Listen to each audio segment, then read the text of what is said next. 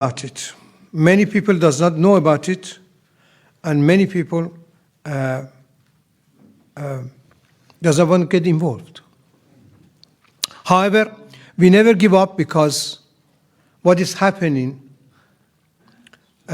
many people, which I know, been abducted, the woman been abducted with a child. Many times I said, of course, here, abducted with a child, put in as a sex slave. The boy or the little kids goes for the pedophile. And the mother, they tell the mother, if you don't do anything which we say, we're going to destroy your child. And they do. And the mother does anything for the child to keep it. And after that, within a few years, they selling them, each other selling from here and there, they selling, they resell. And after that, they may they get rid of the woman and child, because they don't want to alibi. These are happening, I know. But the people are unfortunately very difficult, of course. I know the difficulties of the their own looking for the work and looking for that, and they say, I've got a much problem which I don't want to get involved. For that reason, we have these things happening. These things happening again. It is a second, you have to remember, second business in the world, with around 500 billion pounds. And the mother and the children which have been abducted, they ask the Almighty God, oh dear God, is there anybody to help us? Please, I beg you. And the people who are not, of course, just a girl, they got a mother, they got a husband, they got a family, they got the children, they got everything else, and destroy the family. They don't care. Just you going forward. Your wife is, I don't know, 500 or 100 yard back, and the car doors open and taken and gone. Doesn't matter what religion is that. Doesn't matter what thing is that. They're gone. And we are, unfortunately, we are sleeping. Many times I said, of course, the people doesn't like to say that we are sleeping. Until I've suddenly come in, my sister or my brother or my wife or my children get me say, God. These are our brothers and our children, our friends. Now, without a delay, I would like to ask Robin Marsh, the Secretary General of the UPF, to come and talk, please. Please.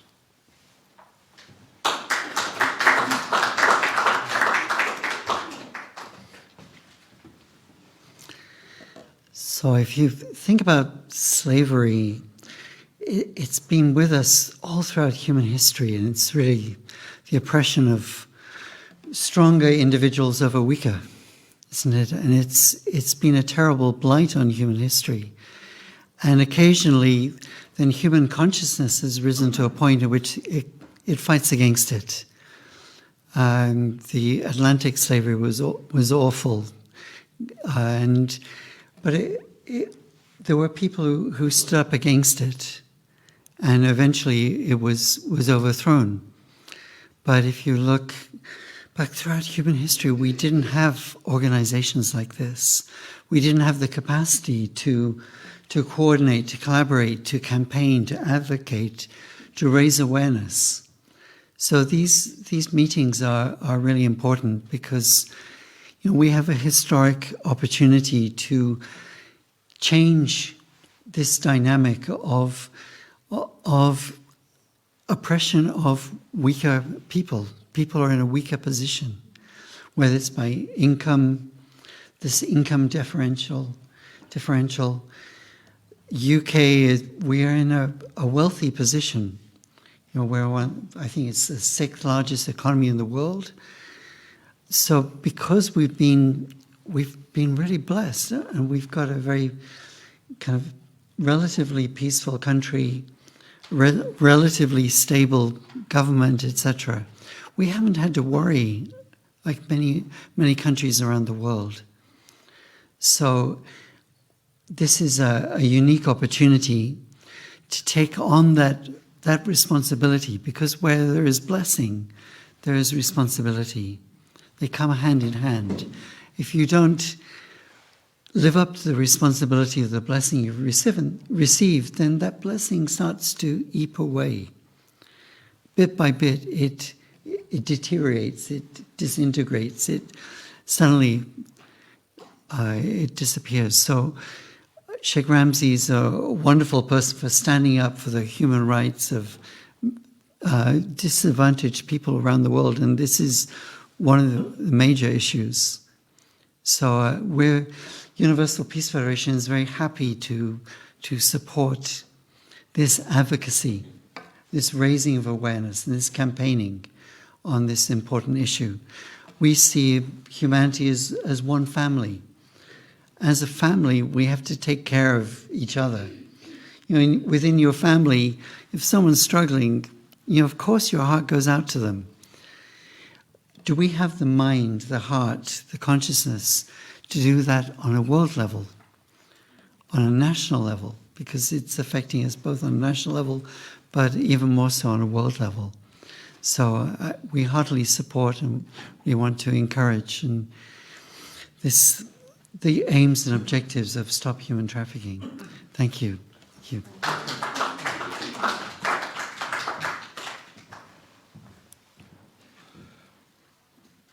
Of course, some of our guest speakers, they phone and says they are on the way. Hopefully they come. The next one, I would like to ask our Honorable Raja Sikandar, the Chair of the Supreme Council of the Pakistan and the Kashmir. Please, can you put your hand together for the... Bismillah ar-Rahman ar-Rahim. Ladies and gentlemen, Assalamu alaikum, and a very good evening to all of you. Today, we're here to stop the human trafficking and religion, how religion can help eradicate human trafficking and modern day slavery. Can you imagine, we are living 21st century, and still at this day and age, we have slavery and human trafficking. As earlier on, Brother Sheikh Ramzi mentioned, it's one of the biggest industry, human trafficking in the world. He mentioned $500 billion or pounds worth industry, maybe much more. And still, we are here for many, many years trying to eradicate the human trafficking and the modern day slavery. And so far, what have we achieved? Well, ladies and gentlemen, can I just say that we can only achieve something when we all unite together. Until we unite, we will succeed we will flourish in every way, and if we are divided, we will fall. So, ladies and gentlemen, as always, I will ask you to take a pledge today to stand up these biggest criminals in the world who are taking advantage of the vulnerable people, the children, women, by trafficking them to other countries in means of slavery, in means of sex slave, in means of many other ways where they take advantage of these vulnerable people.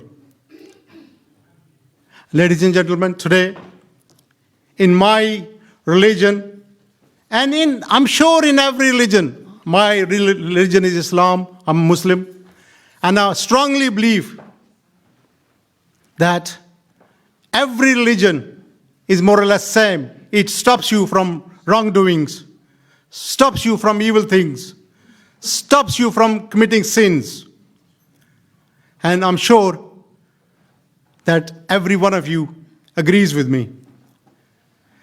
As a Muslim, we are coming into our holy month of Ramadan. And holy month of Ramadan means to give, to share, to do good deeds. We should do good deeds in every month of the year. But this is a special month.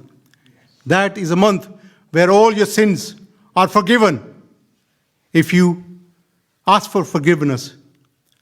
Therefore, this month, I will be asking and praying Almighty Allah, the God, to please give us the strength, the courage to fight these criminals, to be a voice for these voiceless people, and eradicate the human trafficking and the modern day slavery. Ladies and gentlemen, I'm sure if we all got together, got our family members to join us, we can do much, much more things. We can be much, much more stronger. Like I said earlier, we will have to unite to eradicate this modern day slavery as well as the human trafficking. So please, first of all, I salute Sheikh Ramzi, Dr. Saf Buxi, Captain Ali Javed. They are doing a wonderful job getting us together, educating us how to stop the human trafficking and the modern day slavery. And we should support them every way possible. Let me say one thing. In this day and age, without support, moral support, especially without financial support, you can't get anywhere. You can't succeed in anything. You can't survive in any form of activities. So that's another thing I will strongly request every one of you to please support them in every way possible. Thank you very much.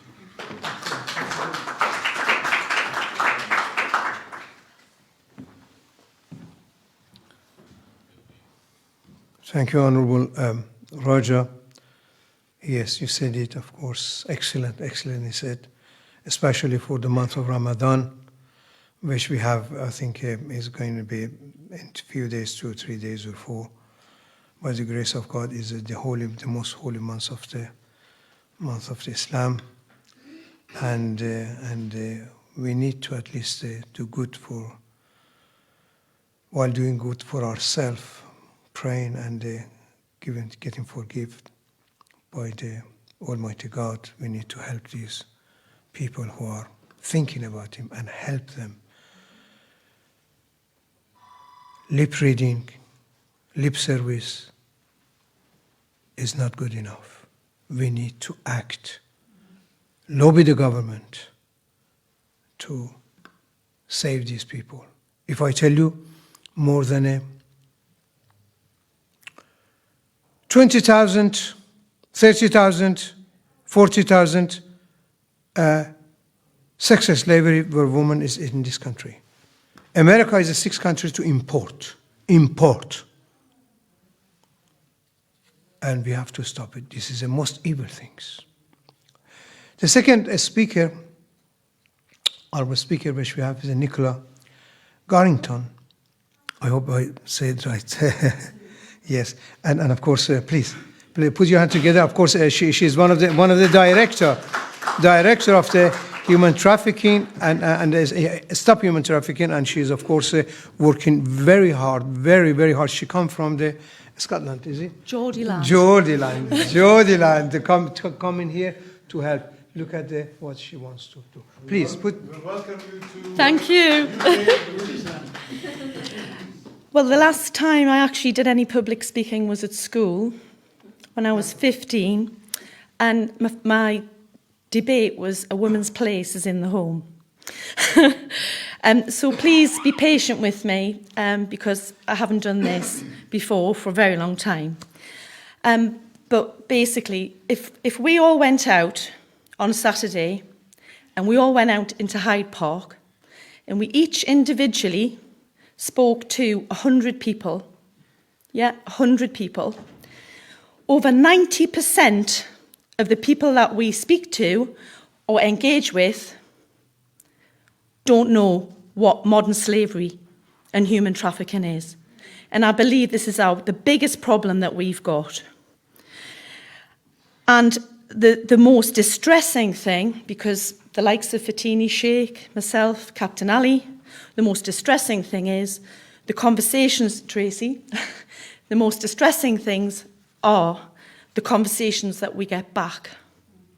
And the conversations that we get back are it's those people on the boats coming across the channel.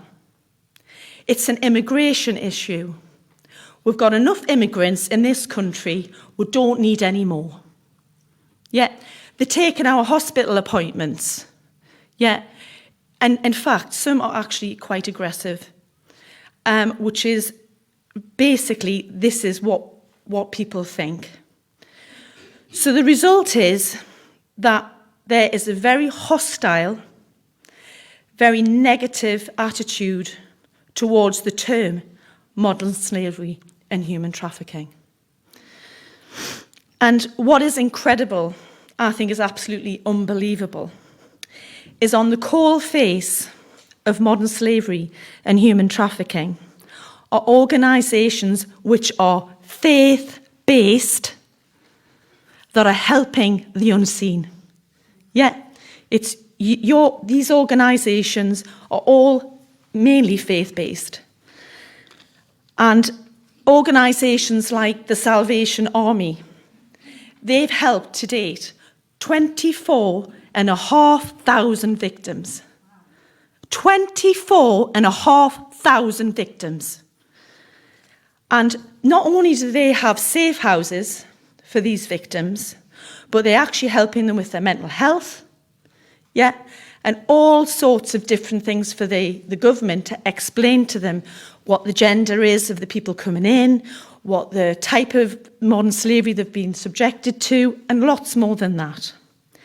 And then you've got little organisations, originally a little nun, the Medial Trust, who basically started off with a nun, and she saw how the sex workers were being exploited, and she set up a safe house, even before it was called a safe house.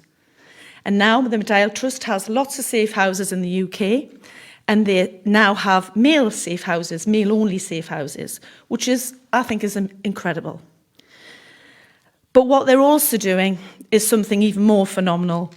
Today I've been with the Medial Trust at the Jewish organisation. They are actually working with the Albanian, communities and government, and they are actually working in depth with them to try and stop the trafficking coming through to the UK. And it's a very complicated story. It's not just about men coming across on boats. There's a much bigger picture than that. So, how are we in this country going to combat this hatred, this animosity, this hostile environment? Well, I actually think it's quite easy. We have to start at the beginning. And we have to start by educating our children in schools. Now, under the advice of Keith Best and Martin Wiseman, who I've spoken to, they've advised me in good faith that I need to reach out to other organisations like the Medial Trust, like the Salvation Army, and ask them for their input.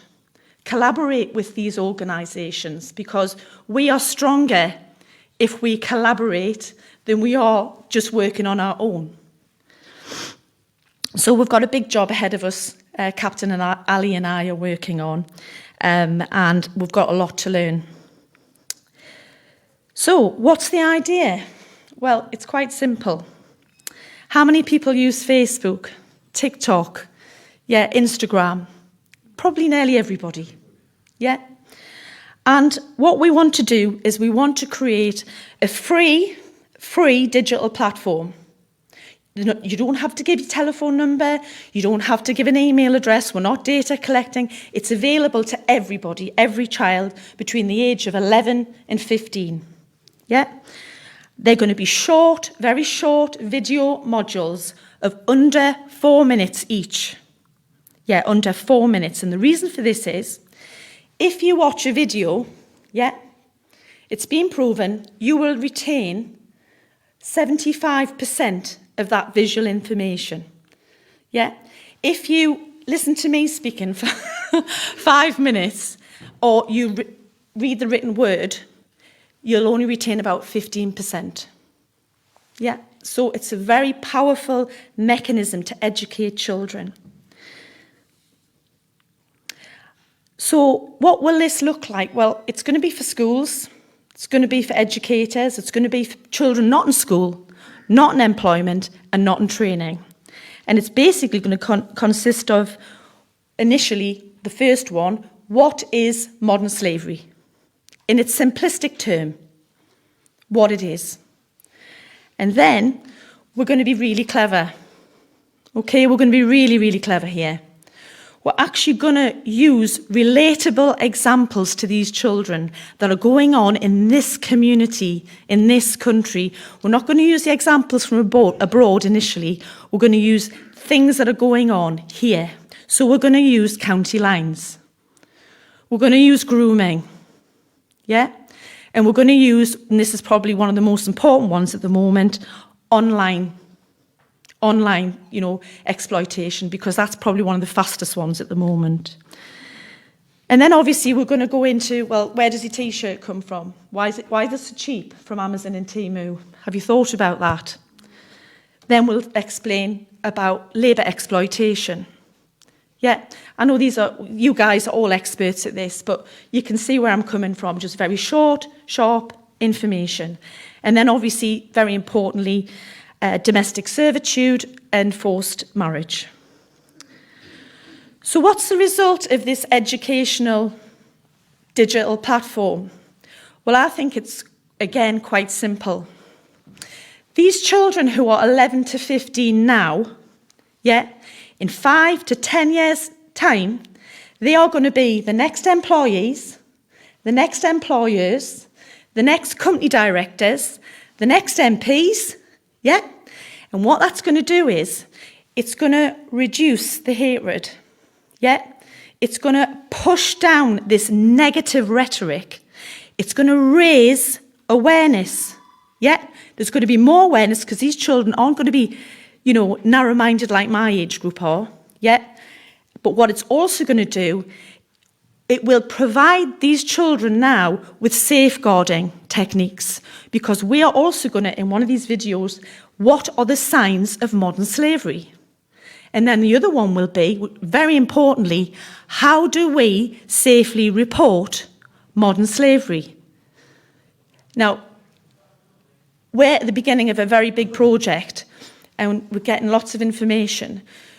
You guys have got so much resource that I need, because I need to make the right decisions for the right modules moving forward.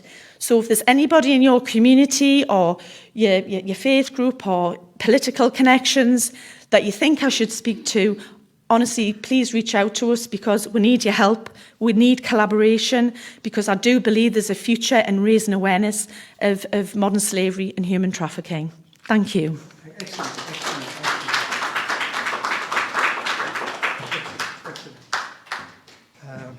Yes, she said it all. Of course, next honorable guest speaker, keynote speaker, which we have, is Martin Bateman. He is the director of the All Faith Network, a steering committee of the Stop Human Trafficking, and many things he does, and for the human right all over the world. Anything I say, it is not enough. Please put your hand together for Martin.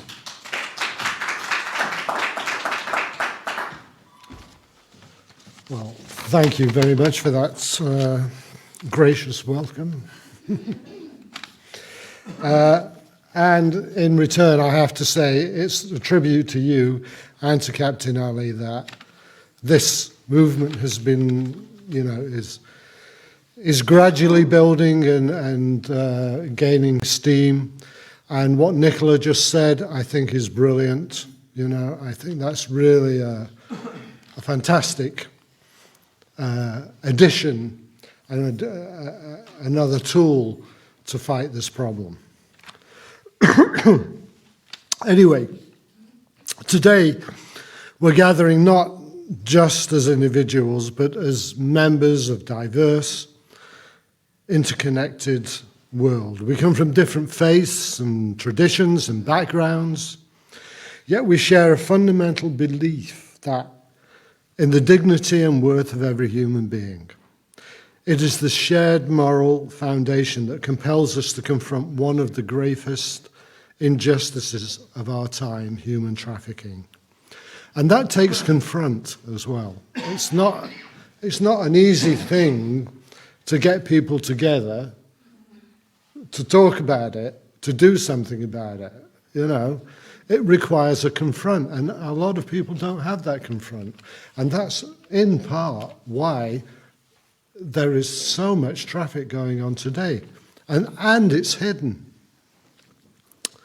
It's a global crisis, It affects millions of people and strips them of their freedom, exploiting their labor and violating their most basic rights. It doesn't discriminate based on nationality or religion or social status, and it's an affront to everything that we hold sacred. Whether we look at the Bible or the Quran or the Torah or any other sacred text. Every faith teaches compassion, justice, and the sanctity of human life. And yet in every corner of the world, traffickers operate in the shadows, profiting from the suffering of the vulnerable.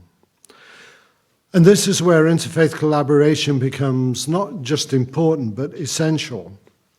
We are strongest when we stand together. Different faith communities possess unique resources, networks, and strengths that, when united, create a powerful force for change. And we need to bring this into our own communities, to bring it as an issue within our faith communities that we can raise and use the tools that are available to us to bring awareness and to help deal with the problem. By working together, we can educate our communities and advocate for stronger policies and support survivors on their path to healing.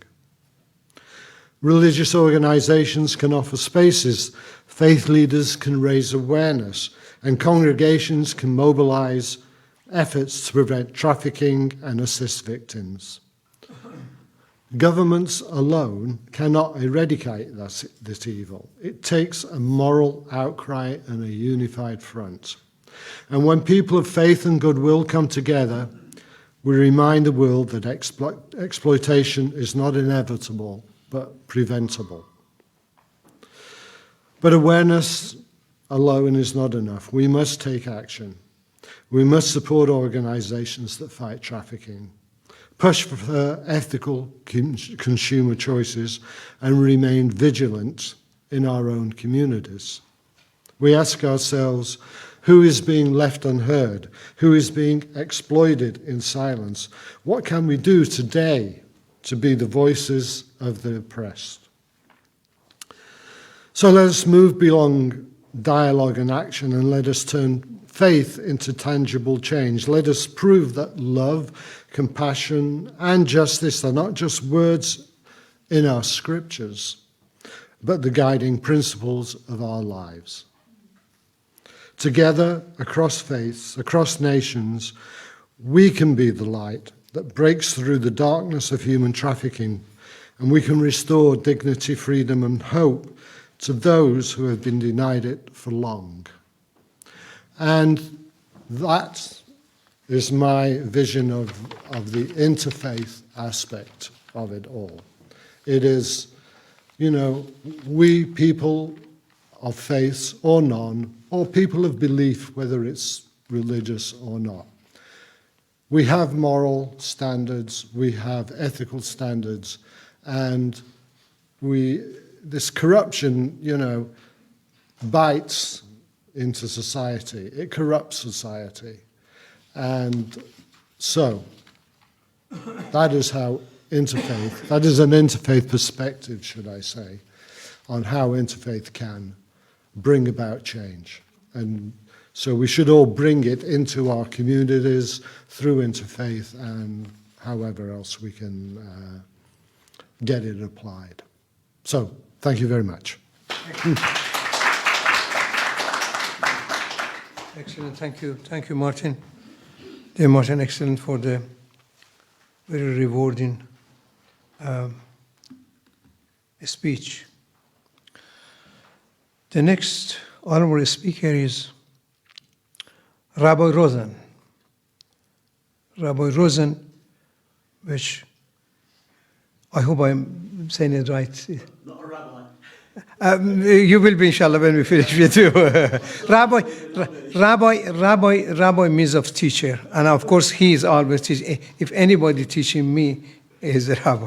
I'm blessing you, of course. And of course, he's a leader, community leader, and a long life commitment he has on the engagement to the interface for young people. And of course, he's in the several, I'm sure, in the several board of the directory and a deputy of the British Jews in UK, and with involving with all the synagogues and all. And of course, many time we met each other many time in some organizations which were interfaith. And I never forget his smiley face. Always, especially was the last time we saw it, we were running about 5-10 miles. And he was there and encouraging me and encouraging himself to run a bit more for the it was running for the interface or so on. So yes, please put your hand together for our Rabbi.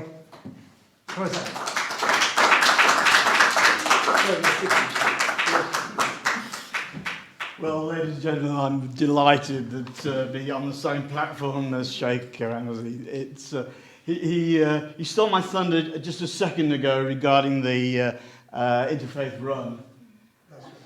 What is it? He's 21, you know, and I'm like, you know, he was outrunning me, I have to tell you. He was absolutely brilliant.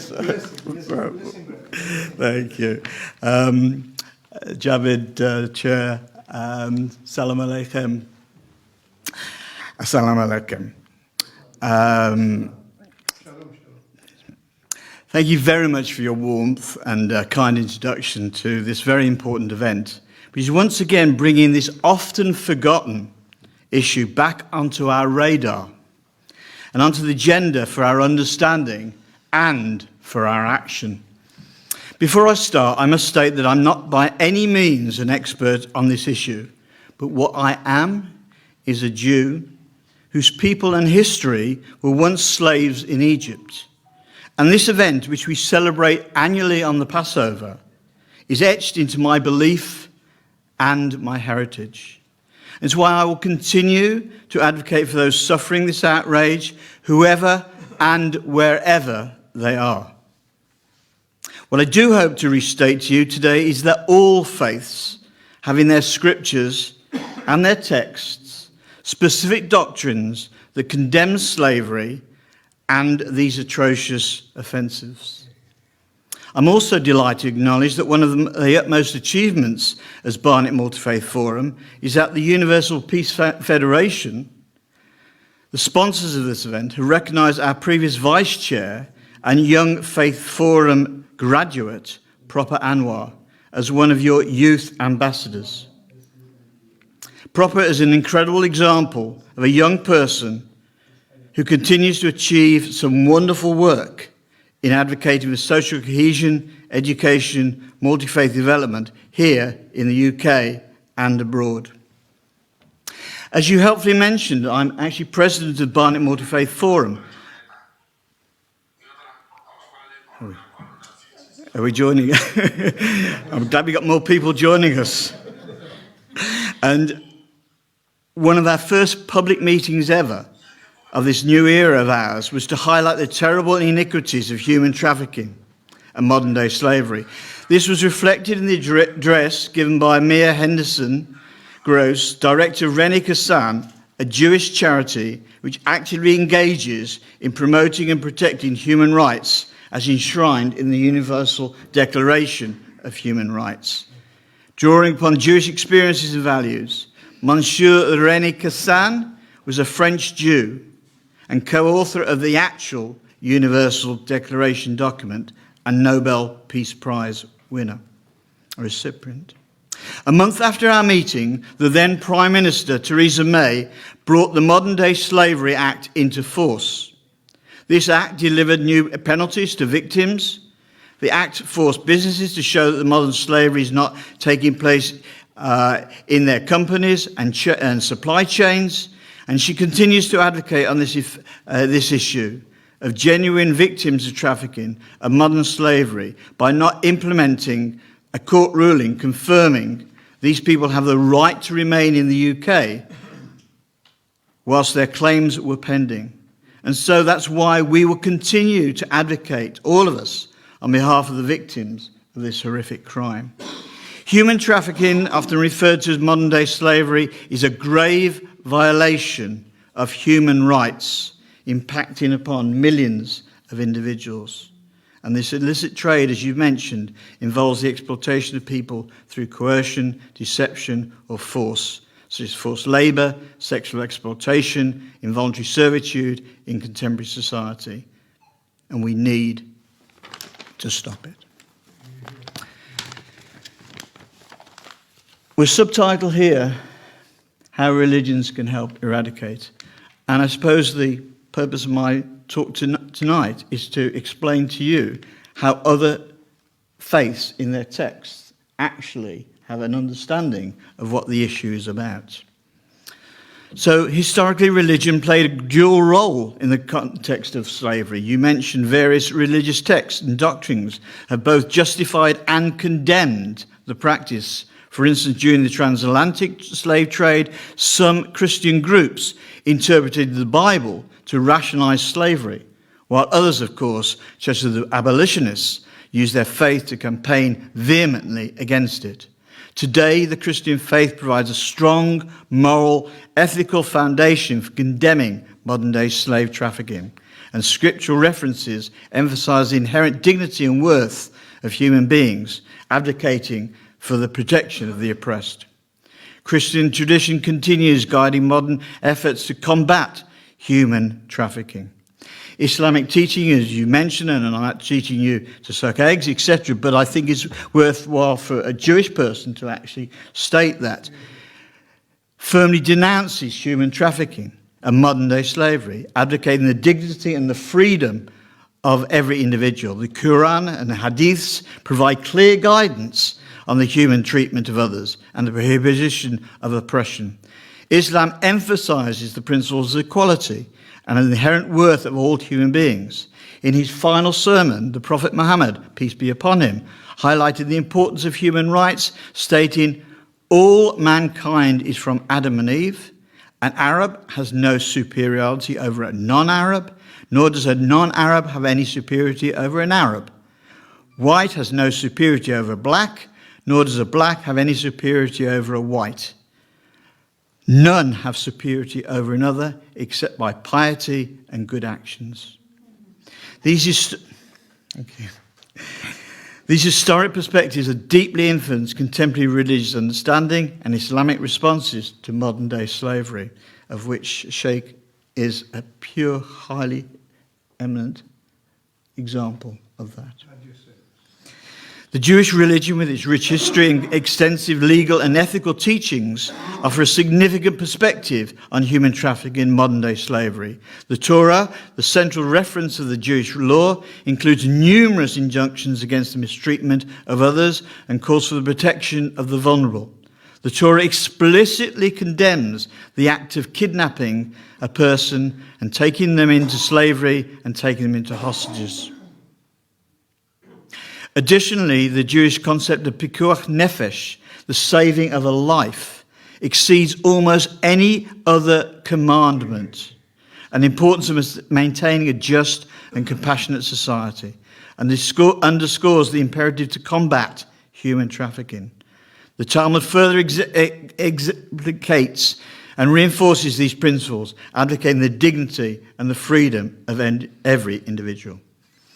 These efforts are rooted in the ethical imperatives of Jewish law and the historical experience of the Jewish people, which I've mentioned, who have themselves faced persecution and enslavement.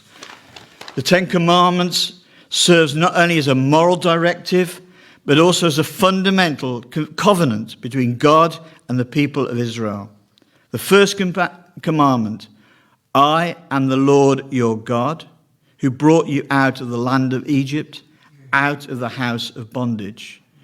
This directly links the authority of these laws to the divine act of liberation. This reminder of their redemption from slavery underscores the importance of freedom and justice within the Jewish legal system.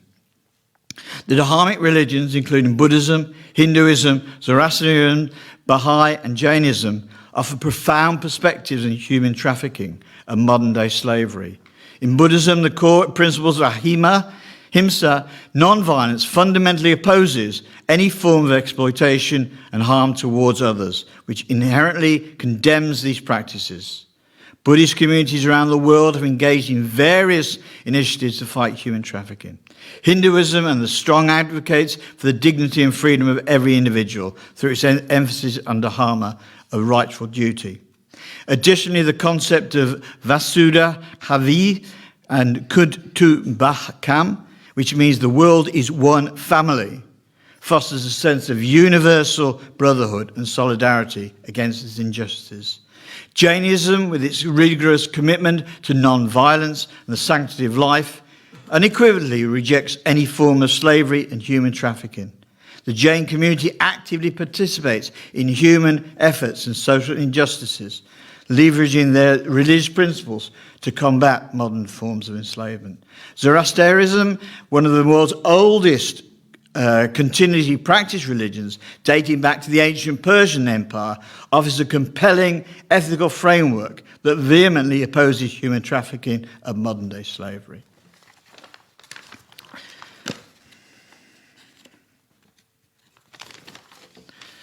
I was going to tell you an initiative that happened to me when I was making a speech at my to-be son-in-law's wedding.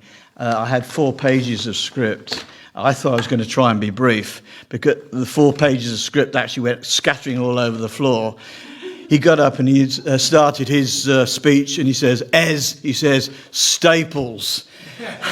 So it's my memory of that speech was encouraged me all the time to put the staples together, but sometimes you can't turn them over fast enough. So I'm getting to the end, so bear with me for a few minutes.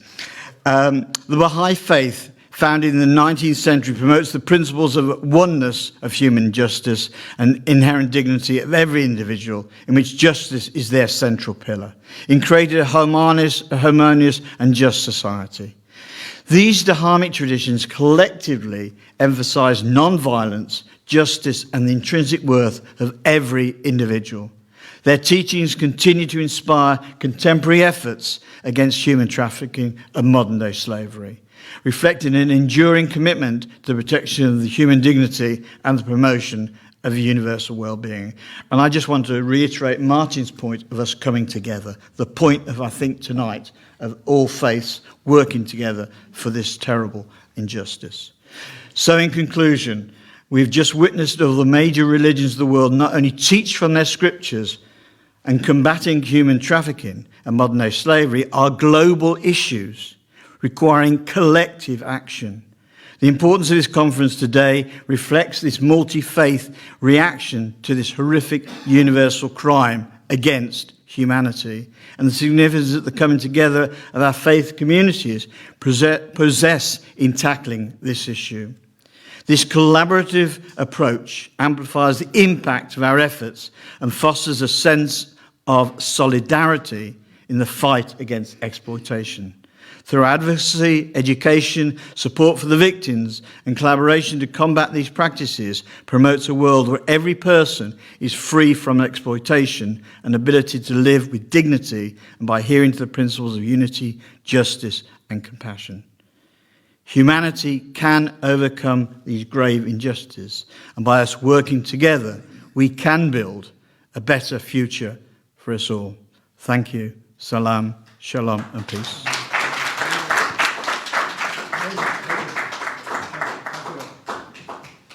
Yes, excellent, my dear Rabbi. It was an excellent speech, profound, and of course, at what we wanted, what we need is really to put it this way: the government, the politics let us down completely. They don't care at all,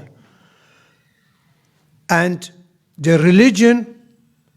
The people of the religion, all together, they make perhaps 80-85% of the world. Each one got some kind of religion, some believe in the God. If we get together all, if we take it off the government and say, let us do it, and we get together, and we can break that chain of evil. The next speaker is Keith Best, Honorable Keith Best. He is the director. He's of course former MP, former minister, and of course the head of the trustees of the Universal Peace Federation. He is like a brother to me. He's an excellent younger brother, of course. He's excellent. Sorry, bear this. He's excellent, and of course, I would like to ask him to come and please. Thank you. Put your hand together, please.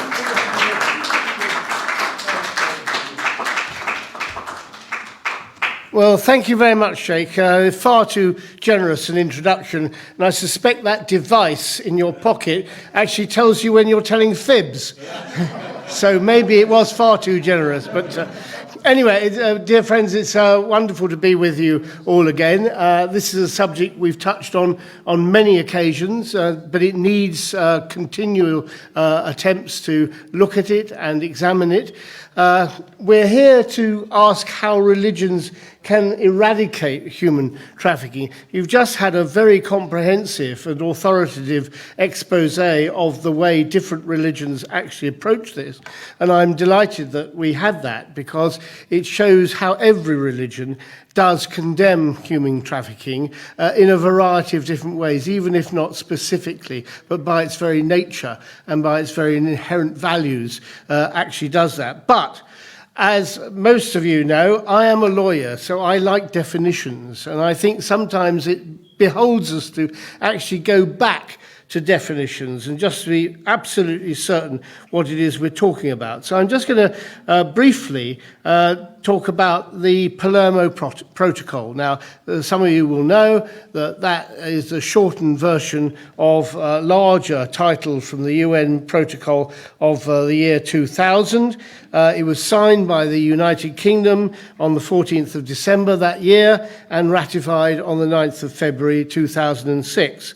And Article 3 of that protocol defines trafficking as trafficking in persons shall mean the recruitment, transportation, transfer, harbouring or receipt of persons by means of the threat or use of force or other forms of coercion, of abduction, of fraud, of deception, of the abuse of power, or of a position of vulnerability, or of the giving or receiving of payments or benefits to achieve the consent of a person having control over another person for the purpose of exploitation.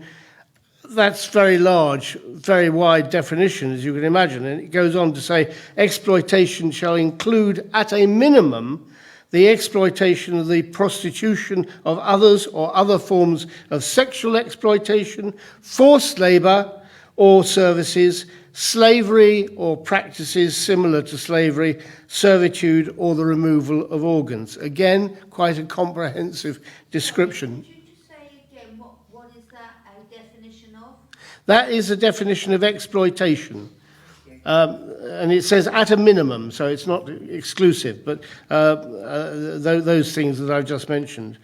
Then he goes on to say the consent of a victim of trafficking in persons to the intended exploitation set forth in that paragraph shall be irrelevant where any of the means set forth in that paragraph have been used. So the fact that somebody agrees with the traffickers to be trafficked does not remove from them the status of being a victim of trafficking. And that's very, very important because, of course, there are many people who are consenting in that. People, they are led down the garden path, they're told they're going to live a life of luxury, they're coming in to work in the hospitality sector, and then they discover the first port of call is a brothel. So people will often consent to that, but this makes it very clear that that does not remove their status as a victim. Then he goes on to say, the recruitment, transportation, transfer, harbouring, or receipt of a child for the purpose of exploitation shall be considered trafficking in persons, even if this does not involve any of the means set forth in that paragraph to which I referred. So that's a special condition for children, and it goes on to say that child shall mean any person under 18 years of age.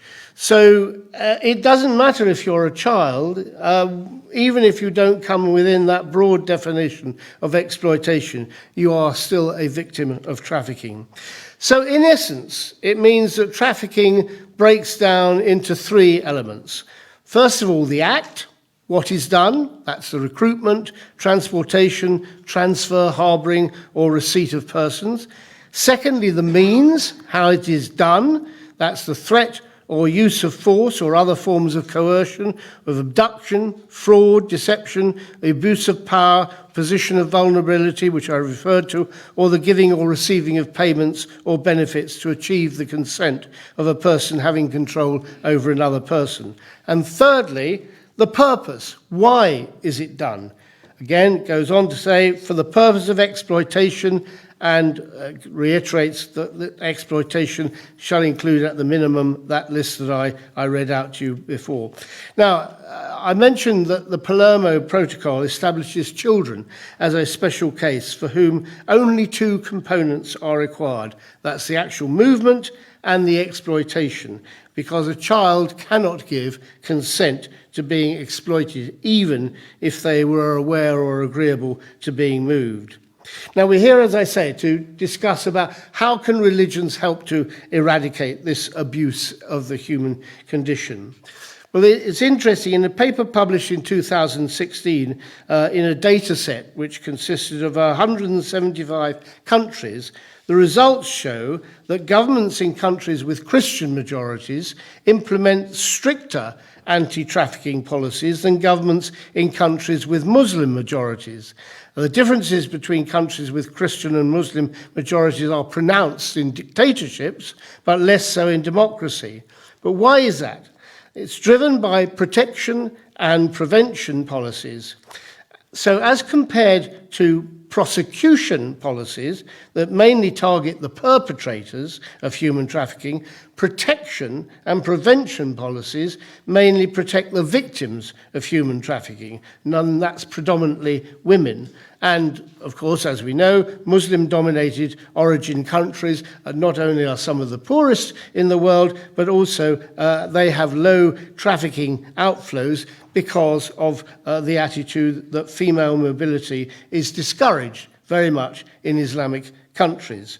So religion and political institutions also affect attitudes to child labour and its prevalence. So you will find a different attitude in many different countries, some of those countries dominated by particular religions, others entirely secular.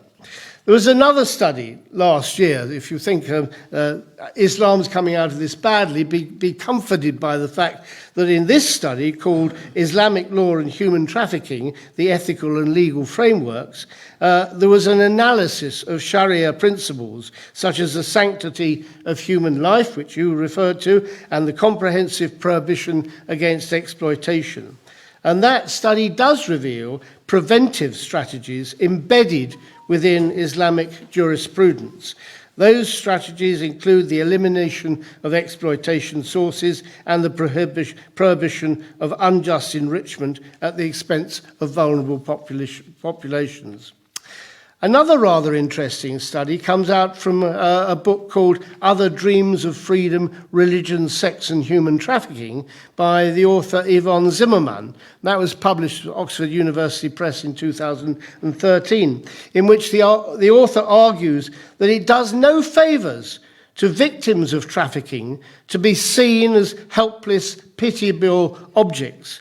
Religions need to work with and understand trafficking, which is far more nuanced than being the exploitation of the weak and helpless by the powerful and the rich. There is much more to it than just that. The last paper I'm going to quote at you is one from the University of Bologna entitled The Root Causes of Human Trafficking, which identifies 3 dominant contemporary approaches towards it, namely the criminalization approach, the human rights approach, and the celebrity humanitarianism approach, as it's called, all of which, in the view of the author, depoliticize trafficking and fail to appreciate the root cause, which in the author's view is inequality and oppression, which the author then goes on to attribute to capitalism. I might part company with him on that. But nevertheless, it's saying that, we look at the offence of trafficking, and we are in a legalistic environment in this country. We believe in the rule of law. You have to look beyond that to the sociological reasons behind things, and that's really important. So I think these studies all point to a wider problem over the compartmentalisation of human trafficking, which treats it as a separate subject with its winners and losers, its perpetrators and victims, rather than it being a symptom of a wider malaise in global society as a whole. Trafficking is often a function of economic deprivation, creating the tools for exploitation. And that's where we must start. And because religions have a faith and a social message with hope for those who are dispossessed, they have a major part to play. Religions reach into every aspect of spiritual, social, political, and community life. Apart from politicians, religions and their leaders have that unique authority to influence every aspect of the human condition. National politicians don't have that. Religions transcend national boundaries. Religious leaders are in an enormously powerful position because they are commanding by their authority not just people, citizens of a particular country in which they may be, but others. Look at the adulation and the concern now about Pope Francis, about his illness. I mean, people are praying for him all over the world. And it looks as though those prayers may have been answered. I hope so, touching wood, that he may get over his bronchitis, but he's an elderly man. But that power of prayer and that power to reach out right across national boundaries is an enormous authority. And that unchallenged authority, because it is unchallenged influence. People don't say, hang on a minute, I'm Irish. Why should the Pope have control over me? Or I'm Korean. Why should the Pope have anything relevant to say to me? That authority is not challenged. It is there because of the nature of the pervasive rule of religions over so many people's lives.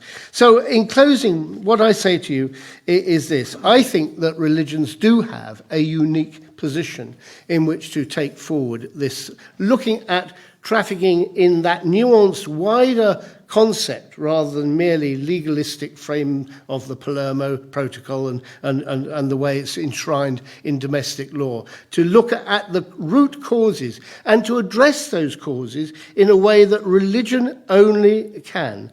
That influence has got to be used to combat trafficking, and I hope that very much when you look at us, we all belong, I suspect, here to every religion, although they also say of atheists, there's no atheists on a sinking ship, that people, even though they may be atheists and not subscribe to a particular religion, do have a spirituality within them.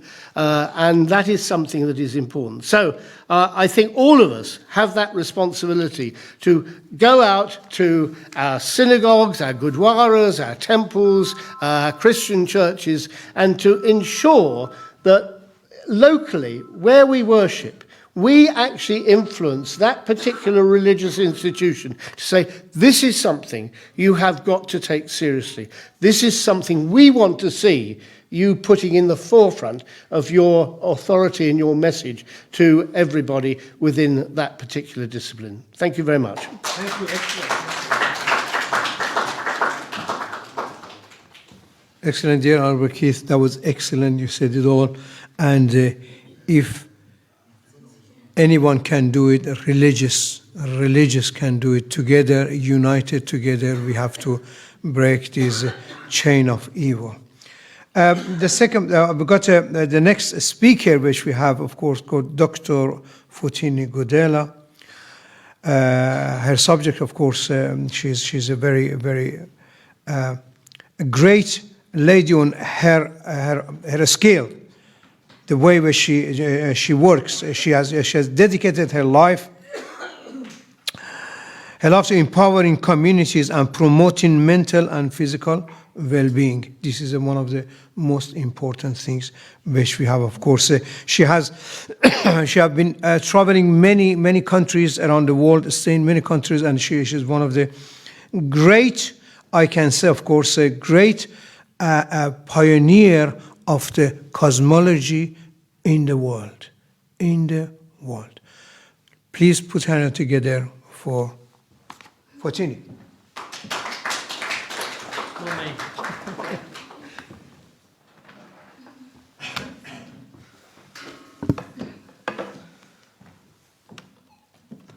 Do you want this one here? Yeah, thank you. Yeah. I think I have to read all these books. Yeah, we should.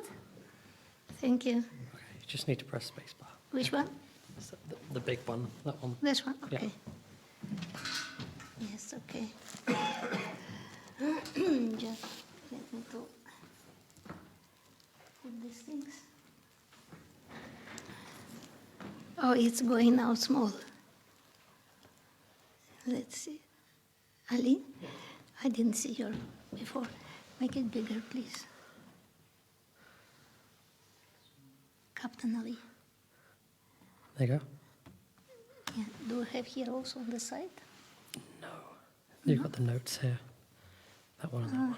That's all Okay. Okay. Okay. Sorry for delay. Good afternoon, ladies and gentlemen. Good evening. For some of those who will see it, good morning.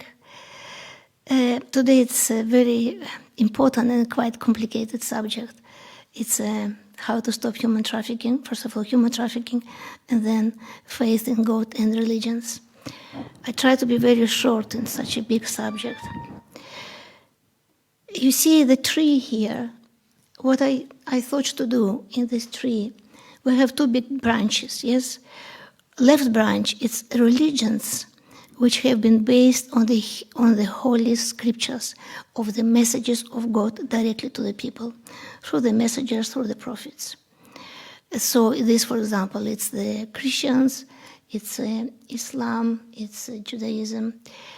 And on the left part, on the right part, it's all other religions which have been based mostly not on direct words from the God, but on the philosophy, on the meditations, on life experiences, etc.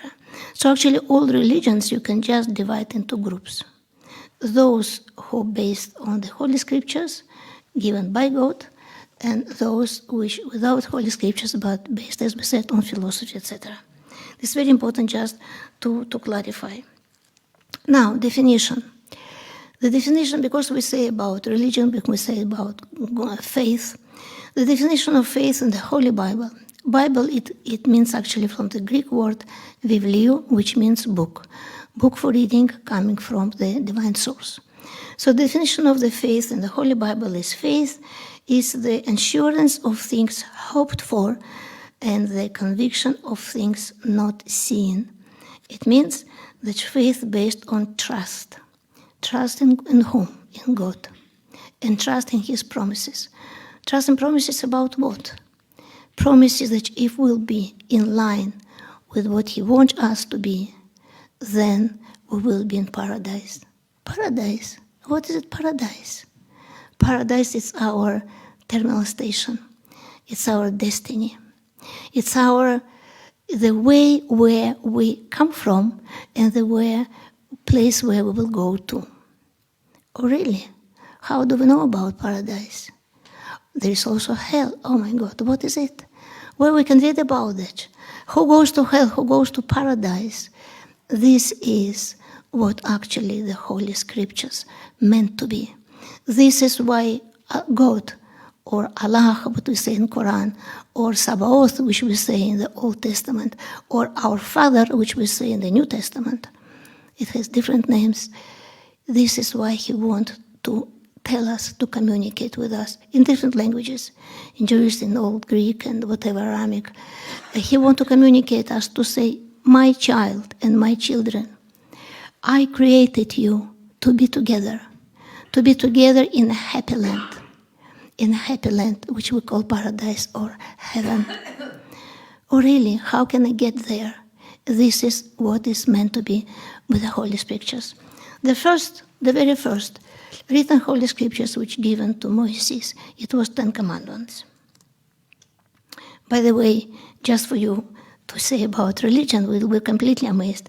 It's 4,200 different religious churches and different other bodies or whatever. 4,200. One God, Creator. 4,200 religions. Why? Why so many? I just brought for you the global population divided in many religions. So here you see there is the Muslims very big part, the Christians very big, Hindu very good, also very big, Jews very big. There are also different affiliated, other many like Zoroastrianism, whatever. So I just today want to show you, to present you mostly those who based on the Holy Scriptures given by God, like what I explained before. Okay, 10 Commandments. 10 Commandments was given to Moses. It actually was a UPS. It's a compass. Why compass? Because we are on the planet Earth. It's our just trip here. It's a trip land. It's not a permanent land. And in any trip, when we go somewhere, we need a trip guidance. We need our compass, we need our UPS. This was the very first trip guidance compass to the humanity, 10 Commandments, given to Moses. Also it was another 628 commandments given to Jewish people, of course, later. Okay, what next? Next, it was the Holy Bible. Oh, really? Let's look at the Holy Bible, what it consists from.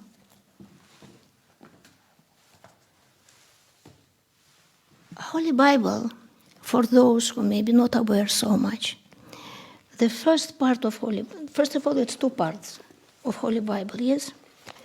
It's the Old Testament and the New Testament. The very first 5 chapters of Holy Bible, you know what is it? It's Torah. It's a book of Jewish religion. So Torah, it's the first part of the Holy Bible. And then there are other books, which also consist 24 books in total in the Judaism. So the Holy Bible, which people think that is only for Christians, no. The first big part, it's actually Jewish religion. Okay, and then what?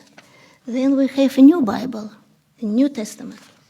New Testament, which actually shows about Jesus, about apostles, also Apocalypse of John, which people think that it's only Christians. No, it's not only Christians. The New Testament includes also many information which you will see in where? In Quran. Oh, that's interesting. So Quran actually, it's a continuation of the Bible, which includes, as we said, Jewish religion there, Christians, and also Islam. Also for your information, more than 65% of Quran mentioned about Bible. What does it mean? It means those in Islam who burning Bibles, they are not aware that they're burning 65% of Quran in the name of God, in the name of Allah. Allah will not be happy with that. So we have now two big books, Quran, which means in Arabic reading, and the Holy Bible. What are they? This is the base of different religions. And what is these books? It's a personal letters of our Creator, of Sabaoth, of our Father, of Allah. Personal letter to me, personal letter to you, to you, to you. About what? It's our tourist guidance, our tourist map in this planet Earth. Why we need it? Not to deviate. Not to deviate from what? From the straight path. Straight path to whom? To God. And then to go to paradise, which we're supposed to go. But not all of us, unfortunately, to go to paradise. We talk about Quran now. And so why God? Because we're talking about religion today. And also I will go to human trafficking. Why our Creator? Why He wants to communicate with us? Why all these personal letters to us? Because He wants us to know about the truth. About what? About Him. About His love for us and His mercy. About eternal life after death. Really? Yes. After death, we say that it's just a tourism here in the planet Earth. After death, we have another life in eternity. About straight path of salvation and the path of loss. Loss? Yes. Because there is evil spirits which want to deviate us, our soul, our life, to deviate from the straight path. Why? Why it's so? Why it's happened that deviate? Why it's happened the wars? Why it's happened the human trafficking? Why it happens the abuse? Why it happened the killings? Why it happens all these murderings? Why it happened what we see in our life? Because human nature is a very weak nature. And that was also what else? Because there are two major powers govern the human nature. One is the power of desire, and another is the power of the fears. Fears of failure and fears of punishment. So these two weak points of the human being, desire and fears, this actually the basis where the evil do with us what evil wants, of course, with our choice. And this is behind all this what we see in the world, including, of course, human trafficking. Also, God wants to communicate to us and to say about the day of judgment and the final destination, heaven and hell. So, heaven is for everyone, but not everyone now is for heaven. Unfortunately, the gate of hell open very, very widely. So, why do we have so many religions and conflict between them? One God. Actually, one book, part 1, Holy Bible, part 2, Quran, and also other many books. So why? Ignorance, lack of knowledge, misinterpretation, misleading, fears, politics, power, resources, ethic, rivals, economic competitions, Ignorance.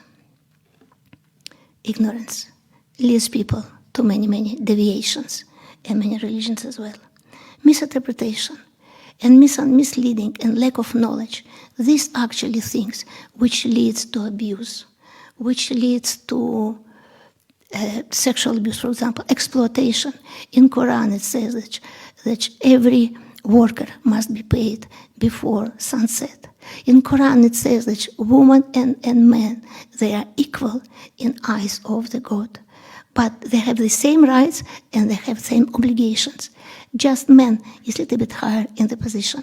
And in other surah it explains why he put men a little bit higher. For example, in Bible, it says also about children, it says about women, about men, about relations. What are the main messages of God Creator? That God is one and only one. And it says everywhere in these Holy Scriptures, that He is the Creator of the universe. Everything comes of God and everything returns back to Him. And God knows everything about everything in every moment. This is very important to know.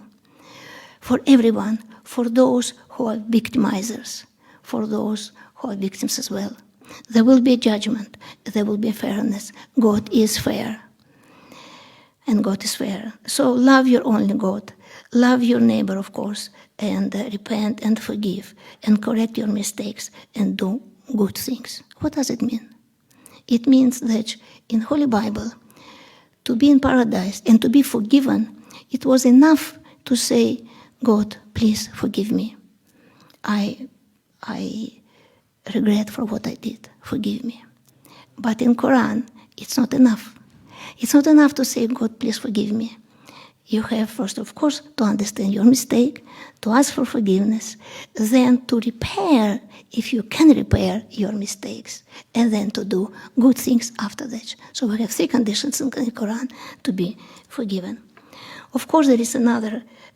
Some people don't believe to the life after death, but scientifically it's proved that there is a soul which leaving the body after death. And this is on the left. This is that's scientifically proved. With the camera of Korotkov, I have the same camera, but not in the movement, just when we do the aura of that.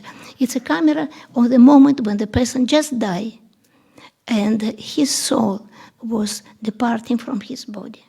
It's the only first unique, actually, photo in the world which shows about the soul. Okay, Day of Judgment. How do we know about Day of Judgment? We know from the Holy Scriptures. And after the Day of Judgment, there is only 2 ways, 2 terminal stations, SOS, either hell or the paradise, which is heaven. There is no in between. It's either white or black. There is no gray zone. This is very, very important to understand. That's why it's very important for all victimizers, all of them, all murderers, all these criminals, they have to know. They're more than welcome to read all this in details. They have to know that the door of hell is open for them. They have to change as soon as possible. Of course, the paradise and heaven. Now I just would like to show a little bit about hell in details. In details, I was amazed in Quran, when I was reading in Quran, how detailed it's written and explained about the hell. You couldn't imagine. When you read it, you just feel like it's like a video camera, like a cinema, about everything. For example, about the eternal fire. I was just considering how it's possible that people will be just in eternal fire. It's supposed to be in a few minutes just burn out and that's it. No, it says it's in fire eternal, because when he will be burned, then it's again he will be restored, and again burned, and again restored. This is also another images of the hell. Why I'm showing this today? Because to the victimizers, all of them who are part of the human trafficking, and not only, who are part of the world, who are part of all this negativity. Very, very important. And in Quran it also says an interesting thing. In Surah, Allah said that even from myself I try to hide the day of the judgment, because he will feel very, very sorry for those souls which have been lost forever in hell.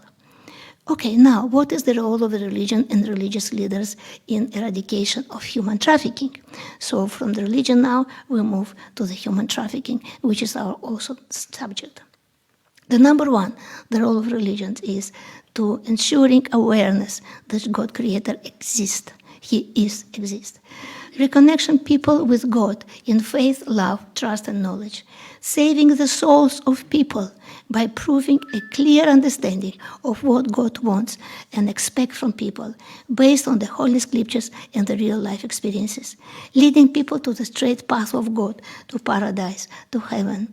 Inspiring to study the Holy Scriptures and learn about God as much as possible, ensuring the correct and complete regular practice of prayers, rituals, and meditation, guiding moral, family, social, and environmental issues, cultivating and strengthening of brotherhood among people, ensuring unity, stability, peace, and cooperation in families, social groups, nations, and in the humanity in the whole. Role of religions and religious leaders, providing help and support to victims after abuse, betrayal, injustice, humiliation, assisting in post-traumatic rehabilitation, restoration of self-esteem, and regaining self-confidence. Supporting the creation of the human trafficking rehabilitation centers on the local, regional, and national levels. Approaching the victimizers for their transformation and returning back to the human value. What God desires, He desires a happy togetherness in eternity of paradise for each of us and for everyone and for the humanity. May our Lord bless you and your families, and thank you for your attention. Thank you.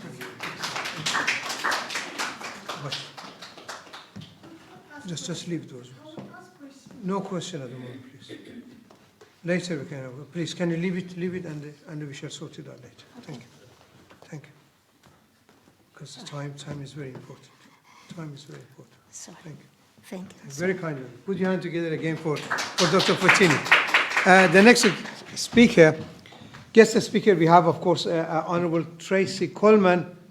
Tracy Coleman is of course, from one of the directorate of the Interfaith Network, and of course, Church of Scientology, which everybody knows. Of course, she's one of the backbone of the Church of Scientology. Put your hand together for Tracy, please.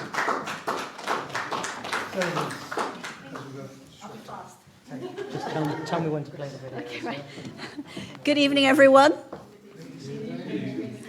It's really lovely to be here with you, and I'm very, very happy to be supporting this event this evening, which is taking up the subject of human trafficking and religion.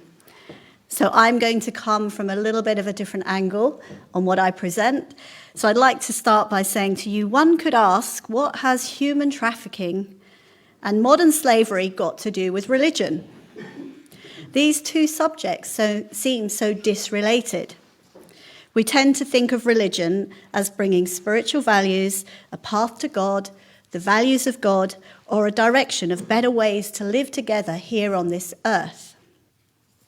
But a large part of religion and the duty of religion is to help the people we touch and we service in our daily lives as people of faith, to lift them up to higher states of existence, higher morals, a better, more peaceful life with spirituality at the heart of that. Religion, from my viewpoint, has to confront life as it is here today in 2025. It has to confront the problems our people in our churches, mosques, and gurdwaras and congregations are experiencing, and to help the wider community. In modern times, religion has to tackle issues such as modern slavery and trafficking.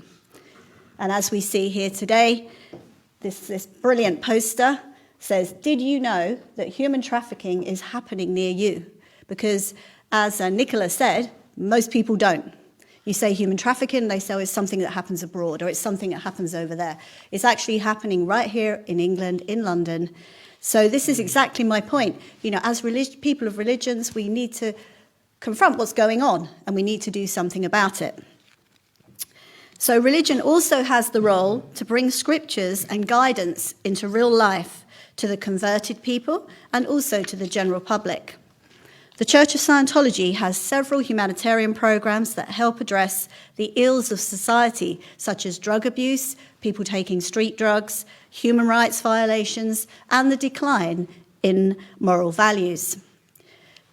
I'm going to show you a booklet here now. Youth for Human Rights International is a program that educates youth and adults in their 30 human rights, rights that they have by birth, and that these rights cannot be taken away. Many people, A, don't know that they have 30 human rights, and B, what those rights are, and what it means to apply those rights to their lives. And I've had a look at this subject, and for me, human trafficking is really an issue of human rights. It's a subject of human rights violations, as many of our speakers have already said. And I thought it was quite interesting as I sit listening in the audience that we may have different angles on this subject, but ultimately there's a lot of commonality in the speeches. So I'm going to be very brief. This booklet here is called What Are Human Rights? And it actually shows your 30 human rights that every human being on this planet has. And the human rights that are being violated in the subject of human trafficking are, number one, so this book is really easy to read, anyone can understand it. We are all born free and equal. We all have our own thoughts and ideas. We should all be treated in the same way. And I would like to show the first film, which is 1 minute long. I can't see Ali there. Oh, you're there. Sorry. He's well briefed, don't worry. These are going to be shown, are going to be streamed through the internet, I hope. So this is Youth for Human Rights International, and this is human right number one. We are all born free and equal. Can we have some sound?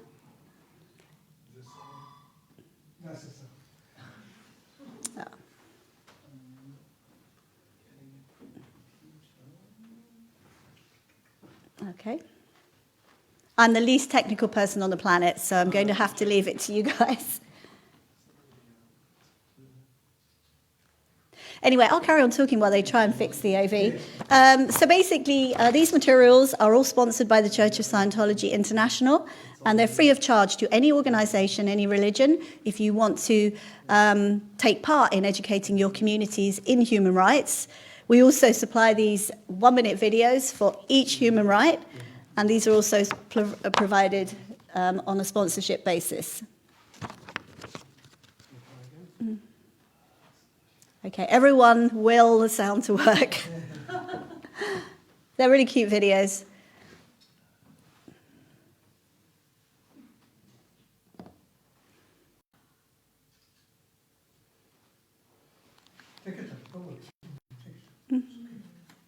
It's a very good book. Oh, okay. I don't think we're going to have the videos this evening, unfortunately.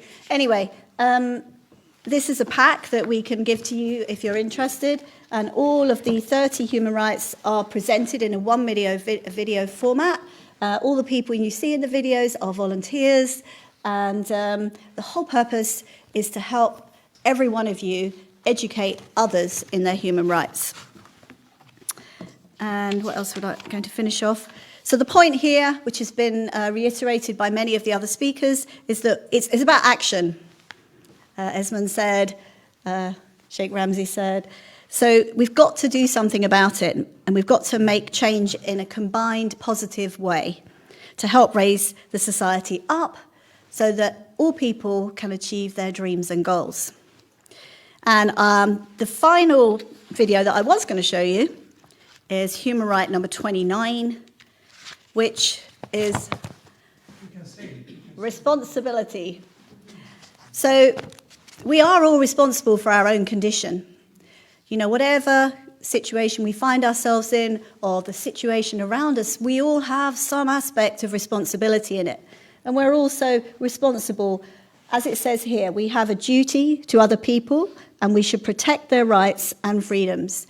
And human right number 29 actually is a perfect example of showing how we are, this is it, but there's no sound. You know, it's beautiful. You must watch it. I can share the link for the website. Yeah, it doesn't kind of work without the sound. Oh.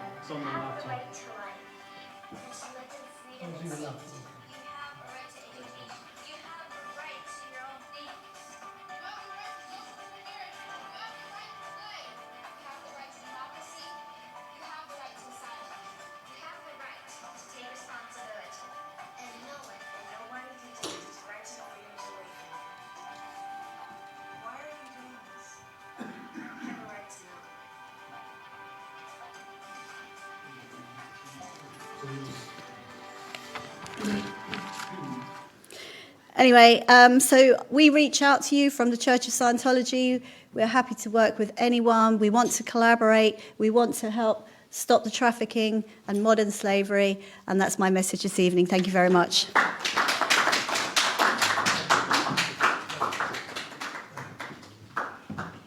Thank you, my dear Honourable Tracy. That was excellent. Of course, the booklet for human rights is excellent. Everything which the basic human right needs. The next speaker is our honourable friend Hermet Shah Sain. He is the communication and advocacy director for United Sikh in the United Kingdom, and many other things associated with the associate procedure for the producer, sorry, my glasses, a producer for CNN in Delhi, and many things. Please, can you put your hand together for Sain?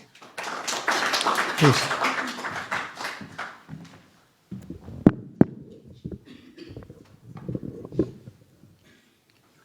Yep. Thank you so much. Good evening, ladies and gentlemen, respected guests and advocates. So, human trafficking, in fact, wears many disguises. In some places, it's forced labor. In others, it's modern-day slavery in brothels and factories. But in Punjab, India, it is an industry built on deception. Let me explain. One where traffickers do not hide in the shadows. They operate in plain sight. Many calling themselves immigration agents and consultants. This is not a case of abduction. It is a case of engineered desperation. Young men, often from rural Punjab, are paying self-proclaimed agents their life savings, not for legal visas or legitimate work, but for a chance to be smuggled into Europe or North America. You can Google it. These agents pose as problem solvers, gatekeepers to a better life, but in reality, they are traffickers in suits. Families sell land, take out loans, and place their futures in the hands of men who promise visas that do not exist. What follows is the brutal journey. Hidden in trucks, crossing continents through smuggling rings, or being abandoned at borders. Others are detained, deported, or forced into exploitative labor. This month, the scale of this racket was exposed when plane loads of undocumented Indians, many from Punjab, were deported from the United States. You can again Google it. Chained at their wrists and ankles like criminals. But these were not criminals, actually. They were victims. Victims of a system that profits from their desperation. For years, these traffickers operated unchecked. But now the Punjab police have launched investigations, of course, under human trafficking laws. A special investigation team has been set up to track down these agents, dismantle their networks, and prosecute them. It is a critical step, but one that comes too late for the thousands who have already fallen into the trap. Now, the role of faith, it's from action, from awareness to action now. Faith institutions cannot afford to be bystanders in this crisis. They must act decisively. They must act strategically. Number one, how they can do that, that's exposing the lie. Traffickers thrive on desperation, as I mentioned before. Their business model depends on selling dreams that have no foundation. Gurdwaras, churches, mosques, and temples must become information hubs. Bringing in legal experts, devotees, and law enforcement to warn communities about the realities of illegal migration. A shattered illusion today is better than a ruined life tomorrow. Second, replacing desperation with opportunity. Why does a young person in Punjab believe that paying a trafficker is better than staying home? Because they see no future where they are. This is where faith-based organizations must intervene, not just with charity, but with real solutions.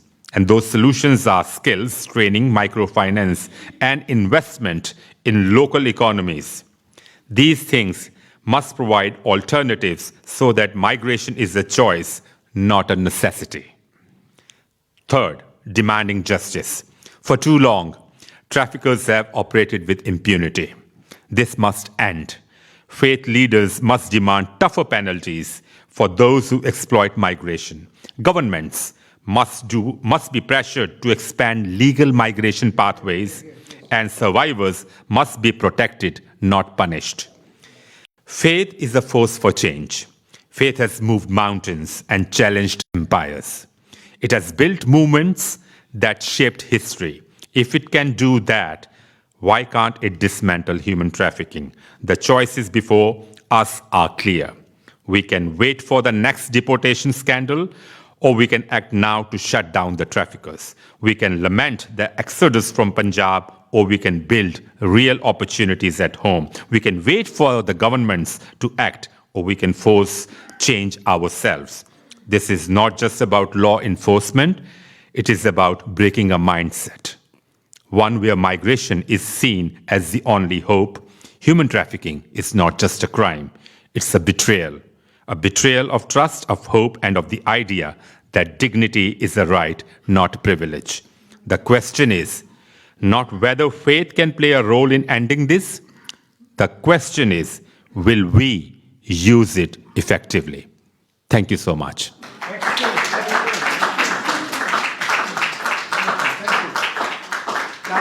That was, of course, is one of the greatest speeches which I heard, of course, for the unity of the faith leaders to come and tackle this evil crime. And of course, we shall contact you, and of course contact our rabbi as well, and later to see a meeting which you can see how we can take this forward. For the faith can do a lot more, and of course with the faith, because these people which are abducted, many of them abducted, they have faith. They have faith in God. They have the Christian, Muslims, Hindus, Judaism. I don't know. I'm not very sure. I haven't heard, of course, any brother and sister as Jew has been in the. Is that brother and sister and Jews has been abducted? Any abduction? Well, God knows. God knows. God knows, of course.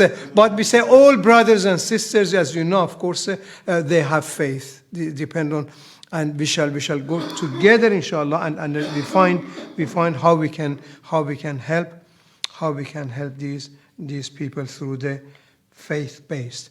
The next one is, I would like to ask Reverend Dr. Sir Samuna Seri, please, can you come and give your support to this organization?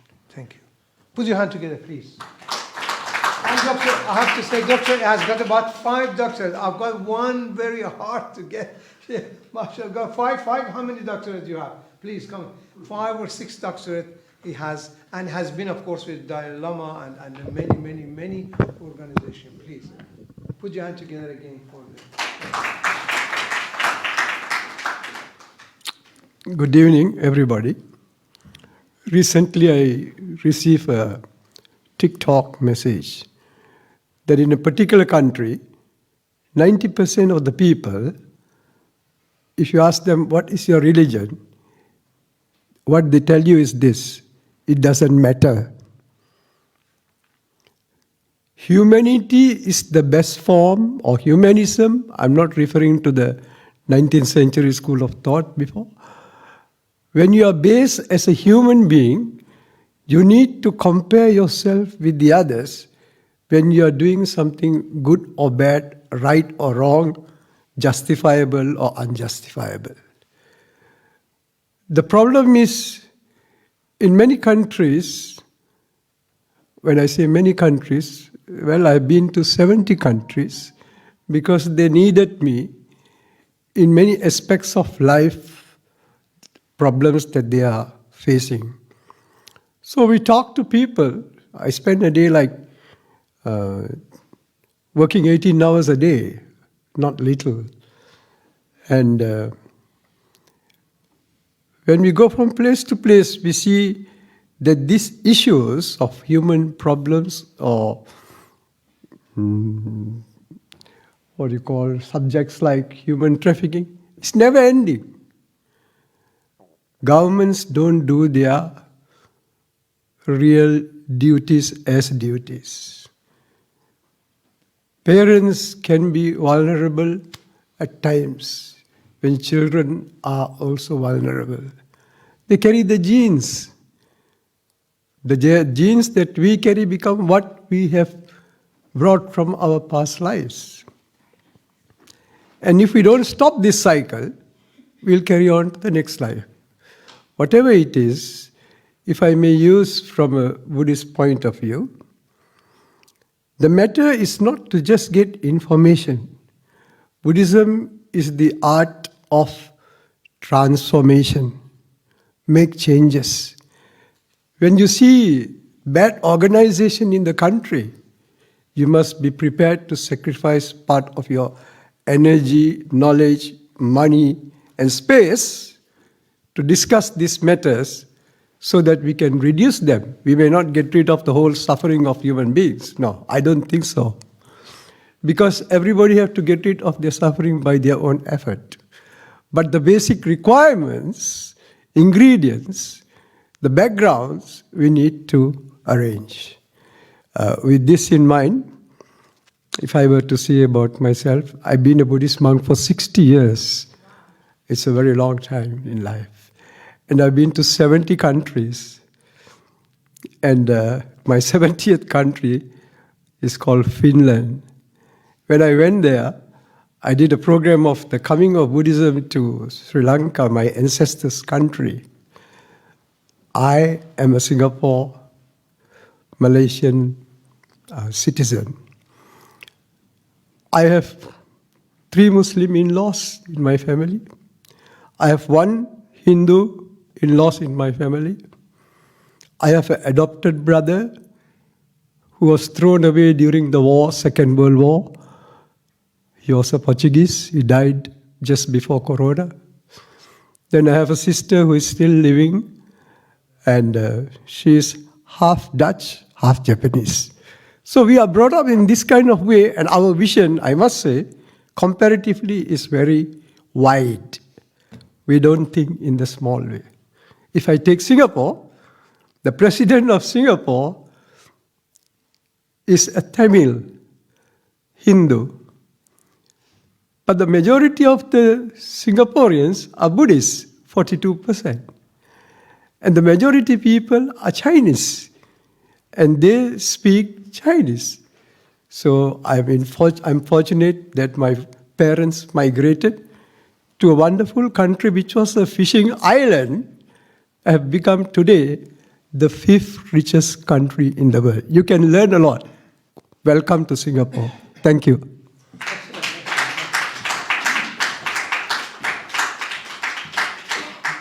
And of course, we have our our speaker, one of the guest speaker, or it's not a guest, of course, he's one of our director, first director, which we have is Captain Ali Jawid. He is one of the key member and, of course, backbone of the Stop Human Trafficking. Please put your hand for the Ali. 1 minute. I've got my notes here. Let me do my notes. Can I just hold that for a second? Sorry, I just run up the stairs, so I'm a bit out of breath.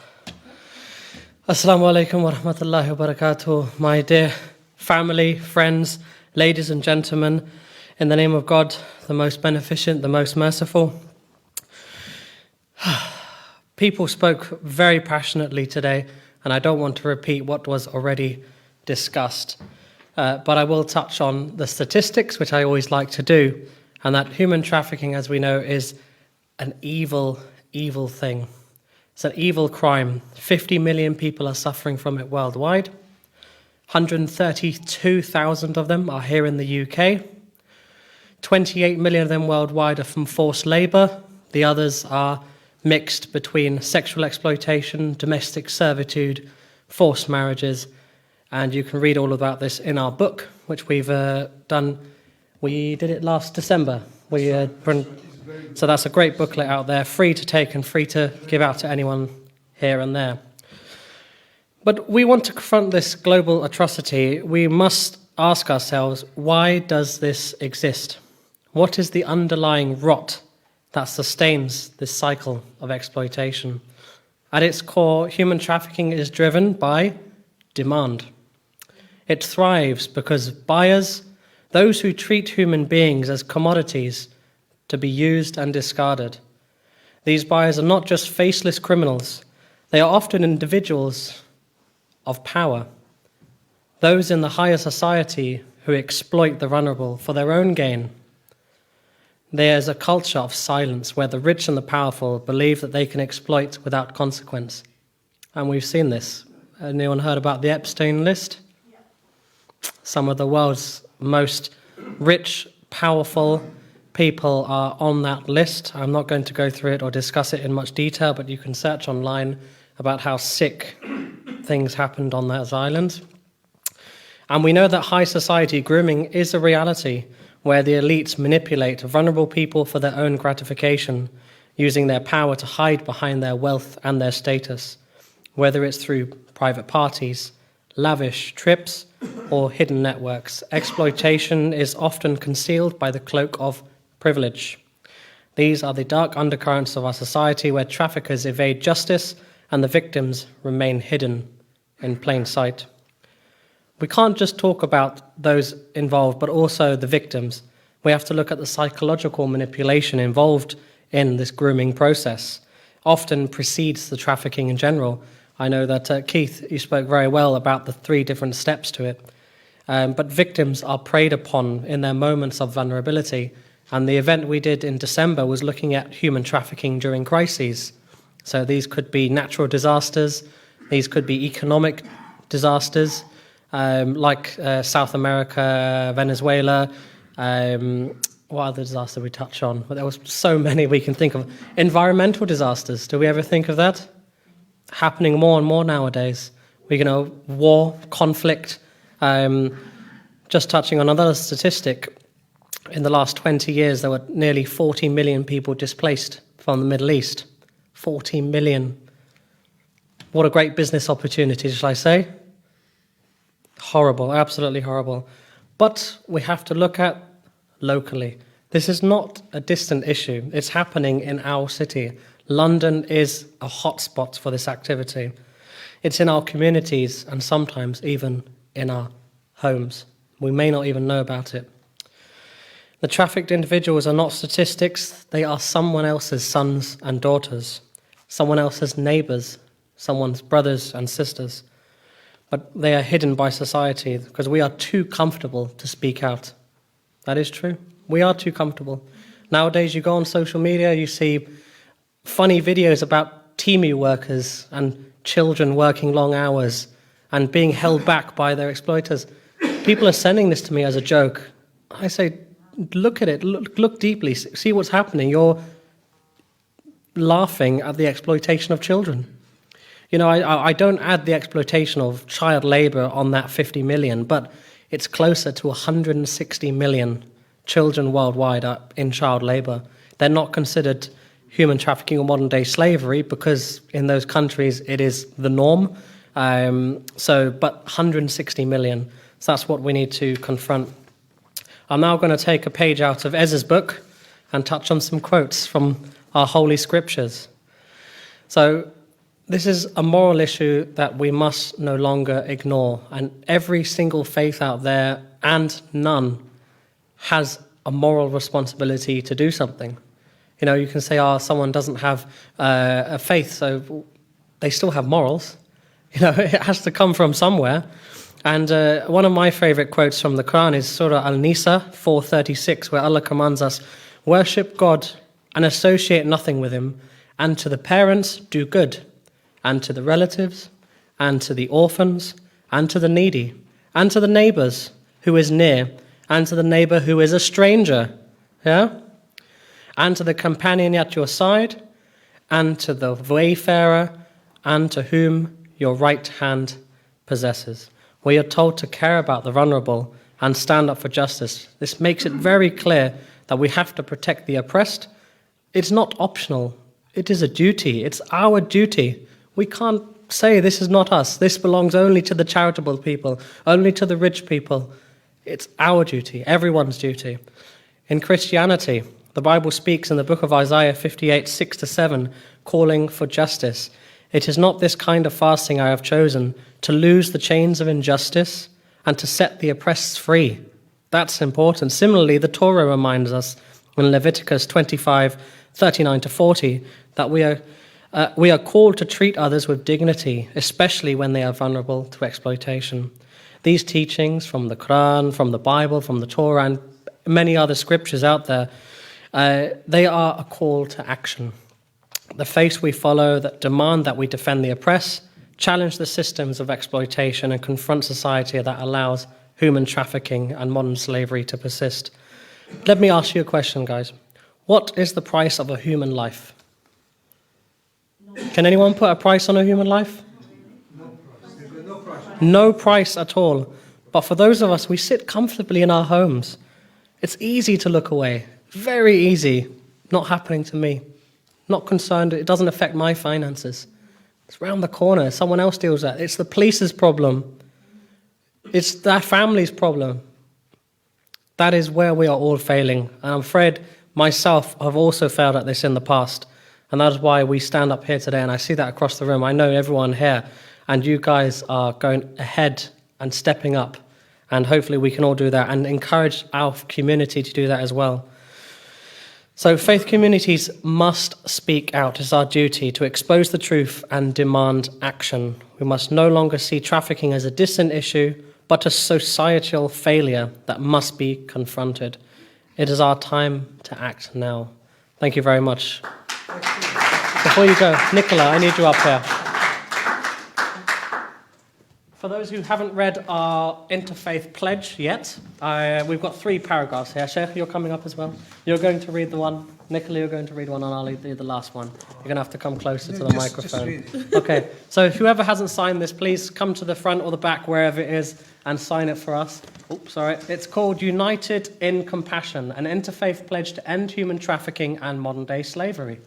Madam, please. We, the undersigned, believers of all faiths and none, unite against exploitation and abuse. We stand together to protect every human life, upholding freedom and dignity for all. Sheikh, please, the second one. Second one. Our mission is clear: to raise awareness, educate community, and of course empower survivors. And we committed to fighting relentlessly for the justice and connecting victims with the essential support and eradicating modern slavery where it exists. Amen. The last one. In the spirit of compassion and resolve, we pledge our hearts, minds, and actions to end human trafficking and modern day slavery. So everyone, please come and sign this. And we can see from the people already here that there is unity. Before you go, we have Islam, Judaism, Christianity. We have spiritual, unificationist, Buddhism, and I'm sure we'll have more across the room. This is what we need to. We should all stand for this. I want everyone to put their hand up if you believe in the bit of sentence there. Yeah, I would put 2 hands up, but I'm holding this. So well done, everyone, for attending. And we've got a couple more things to go on. So thank you. Thank you. Very kind. Thank you. Put your hand on the flag. Here, that's yours. Yes. Thank you, thank you, thank you. Very kind. Before we do in the auction, I have our one of the honorable lady from there. He just she said to me she wanted to ask a question, and of course I answer, of course, to our honorable lady. She says, "What is the? I never heard of paradise.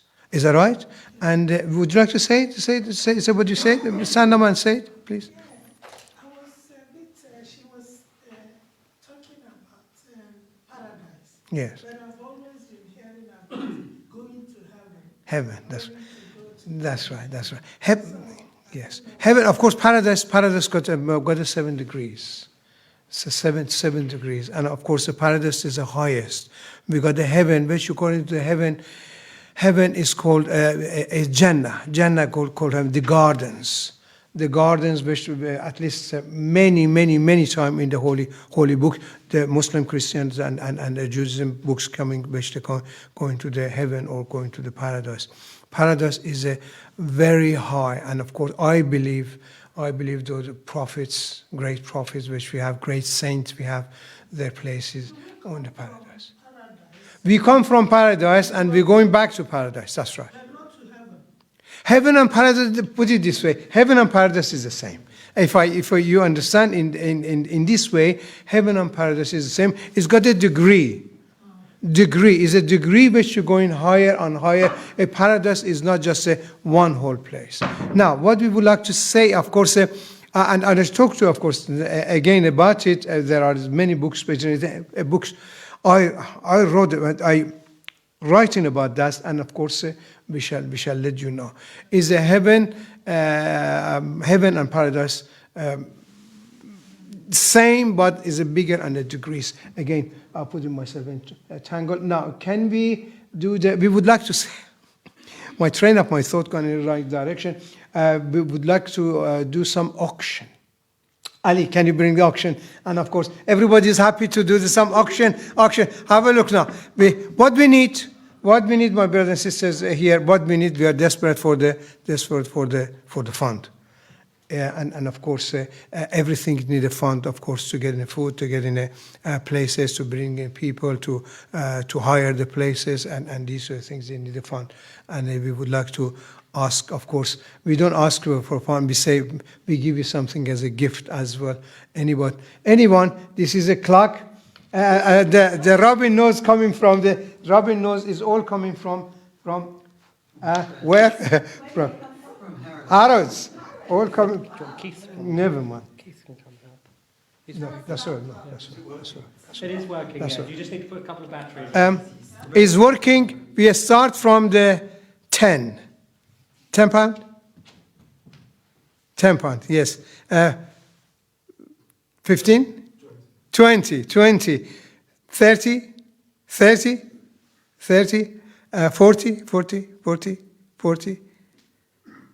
31, 30. Okay, we sell it to our honorable friend for 30. Put your hand together for our honorable friend, Captain Jobit. He brought it, he take it back and he gives the 31. The next one is you do it yourself. He bought it from the is it Japanese or something? Who is that? This is a sculpture of who is that? Charlie Chaplin. Charlie Chaplin, not Japanese. Here you are. Equipped with his little top hat, his really baggy suit, and bendy cane. Anyone seen the Charlie Chaplin films? I'm sure is the oldest one. Yes, this is going for £10. If you, again, I said you just you're just donating and getting some gift. £10. Anyone? Anyone? £10? £5? £10. £10. Our brother. Okay. 15? 15? 15? 10? 10 goes to our brother. Please, can you go and collect the 10? Amir, 10 pounds. Yeah, please come and collect. Can you write it down? Otherwise we forget and they're taking it. and the next one, bring it, the clock. The clock. This clock is an antique clock. It's about over 100 years old, more or less. It is. No problem. It is. You can see from the back. It hasn't got the batteries or anything. It's still with this winder. With this winder, beautiful. You have to hold it and adjust it, which it come down. Otherwise, it's got to somehow to pull it, which this stays away, which it doesn't break. Yes, it doesn't come from Harrod, but Harrod at that time doesn't exist, is it? But we start this one from it's got a reservation on there, but we start from £10. 10, start from 10 is worth it. 10, 20, it's got a reservation. If it's not, we take it back. Made of brass. It's all made of brass, and everything is handmade. It's a special handmade. You can see it. You can go to the internet and look. Made in Germany. Made in Germany as well. Here you are. That's here. Quality. 10, 20, 20, 20, 20, 20, 20, 20, 20, 25, 25, 20 goes to Brother Shuja. It's working, but of course you have to adjust it or whatever is out. Thank you, Brother Shuja. The third one. Yes, cups. The cups is coming definitely from the Harrods. It's a brush to the Harrods. It's got 6 definitely cups brushed by the side of the Harrods that we got. I can't. Here, these are 6. So this is a set of 6 China cups. They are done by Harrodish. Royal Norfolk. Oh, look at that. In Indonesia. Look at no chips or stones. On there we have, look like mangoes or oranges. I think it's oranges. Nice. Beautiful. Beautiful. Whatever you want it to be. We start with, yes. We start with how much we start?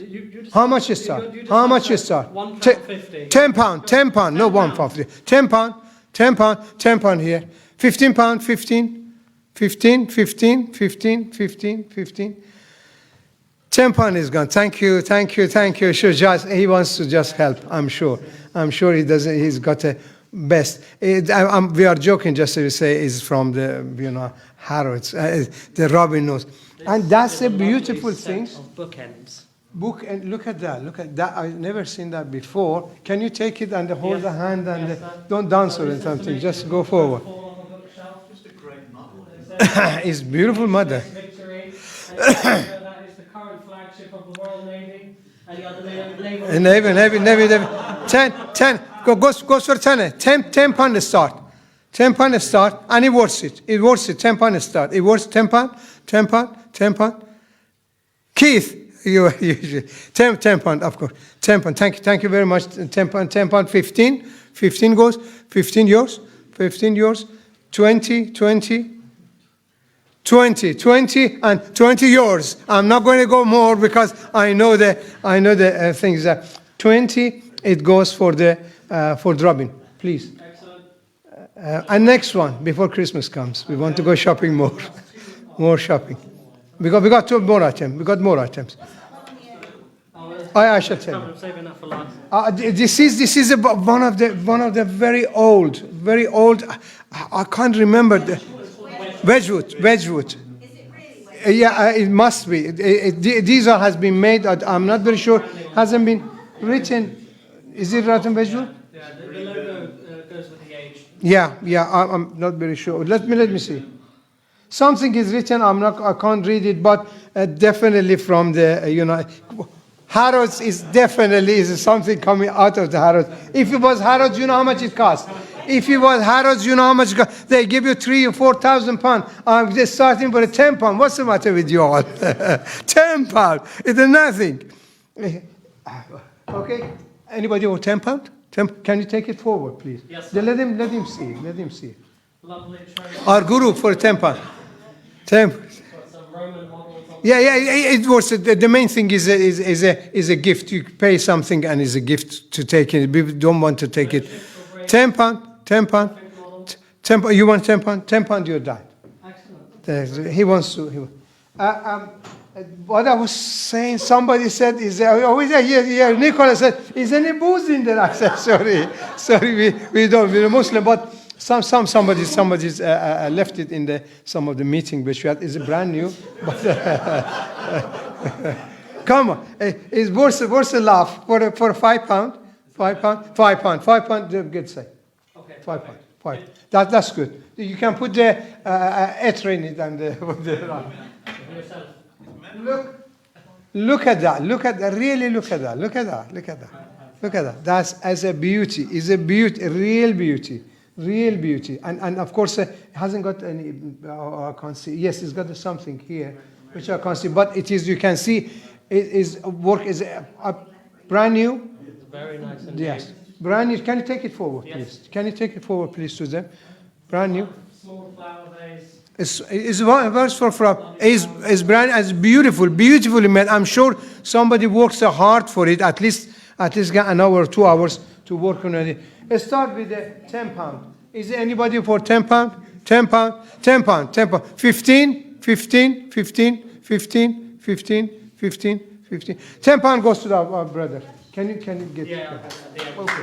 Good. And this is of course, it is one of my gifts which they give me anywhere here and there. I used to go to United Nations. I gift. Everybody wants to give to each other.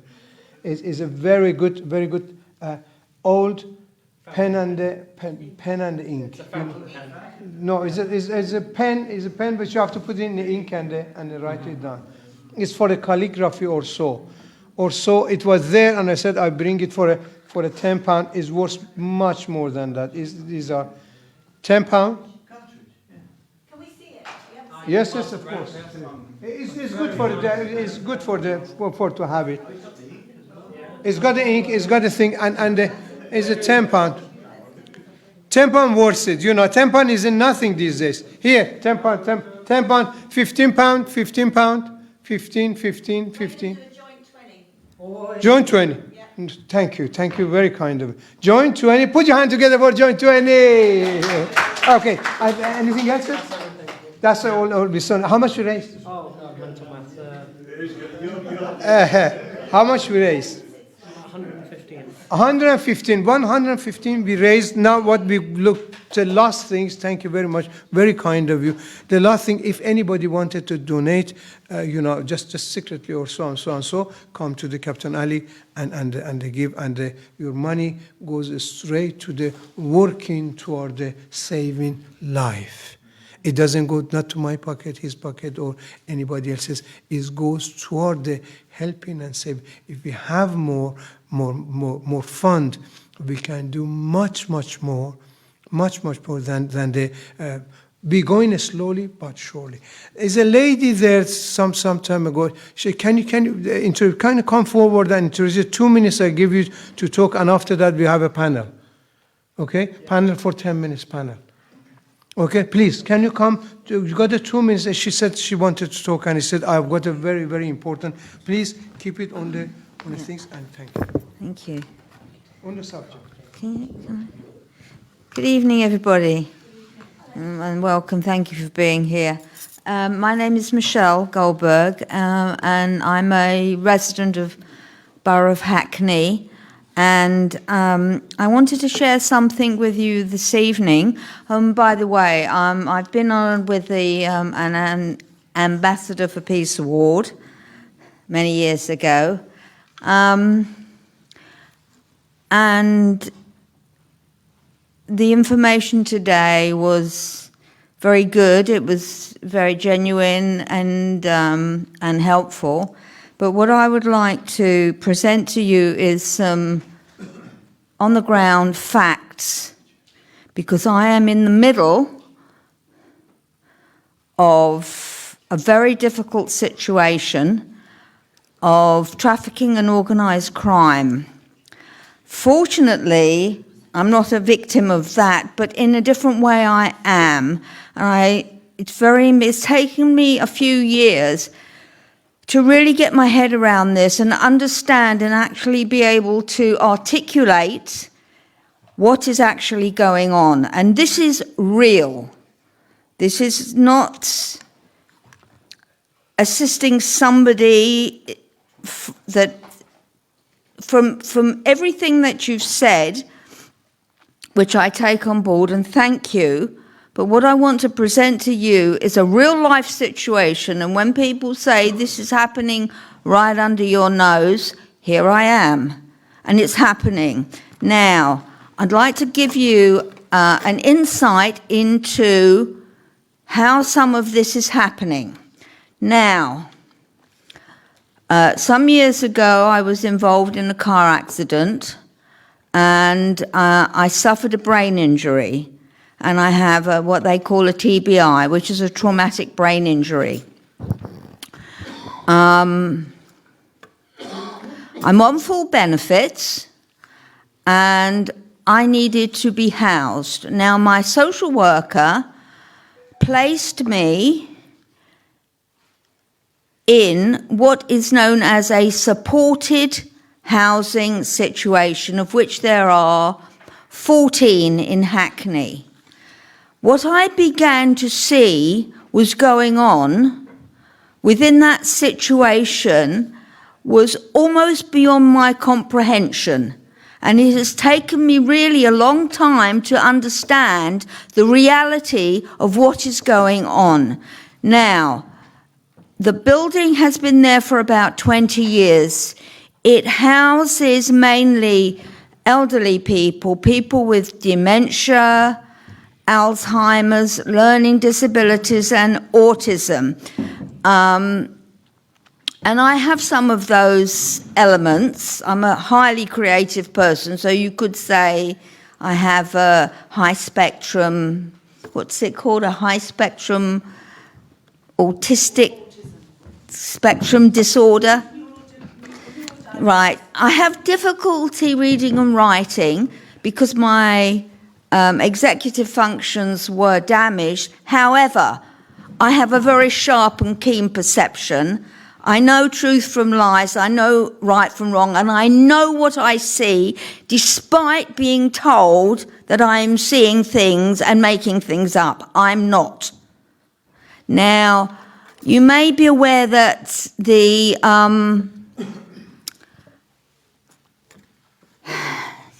computer system crashed. What didn't crash? It was hacked a few years ago. I have a suspicion that what actually happened was, because Hackney is a hub of trafficking, and especially children. And I know there were so many things that have happened over a period of time, and I'm joining all the dots, and I'm listening to people, and I'm telling you that this is a real situation. This is going on, and it needs to be seen. Now, recently, we lost one of the individuals, very sweet lady, into butterflies, autistic, had difficulty communicating. But I could communicate with her, and I can communicate with most people there. We have a housing office and we have a carers office. The carers are under Hackney Council. At the beginning of the century, there was a big case called the Bernie Crofton case, where 500, 600 people were brought into the country illegally, and I can tell you where they were from, but you'll probably go, oh, racism, but it's not. This is fact. They're from just a country, and they have situated themselves, established themselves within Hackney, and they have placed people all over Hackney. Now, where I live, it's the carers. Now, outside of all the flats is what's called a key safe. In that key safe, there is a key into that property. And because of the disability, and this is the exploitation, the carers can, at will, go under the auspices of being a carer, can go to that key safe, take the key, go into the property, whether the person is in or not, and they help themselves. And this goes on a daily basis. And if you say anything, oh, she's got dementia, or they don't remember. And this is how they operate. And the key people are inside the council now that they report to. Now, I know who the ringleader is. I know who the people are. When I say good morning, I'm ignored. Now, I don't use the carers. I'm the only one in that building. I am under direct payment, and I have somebody that comes in, but they're not coming in at the moment. But I'm still being billed, of course. And recently was billed of £1,400, which I didn't know, which I didn't owe. So again, you know, there's the financial side that's going on with the exploitation.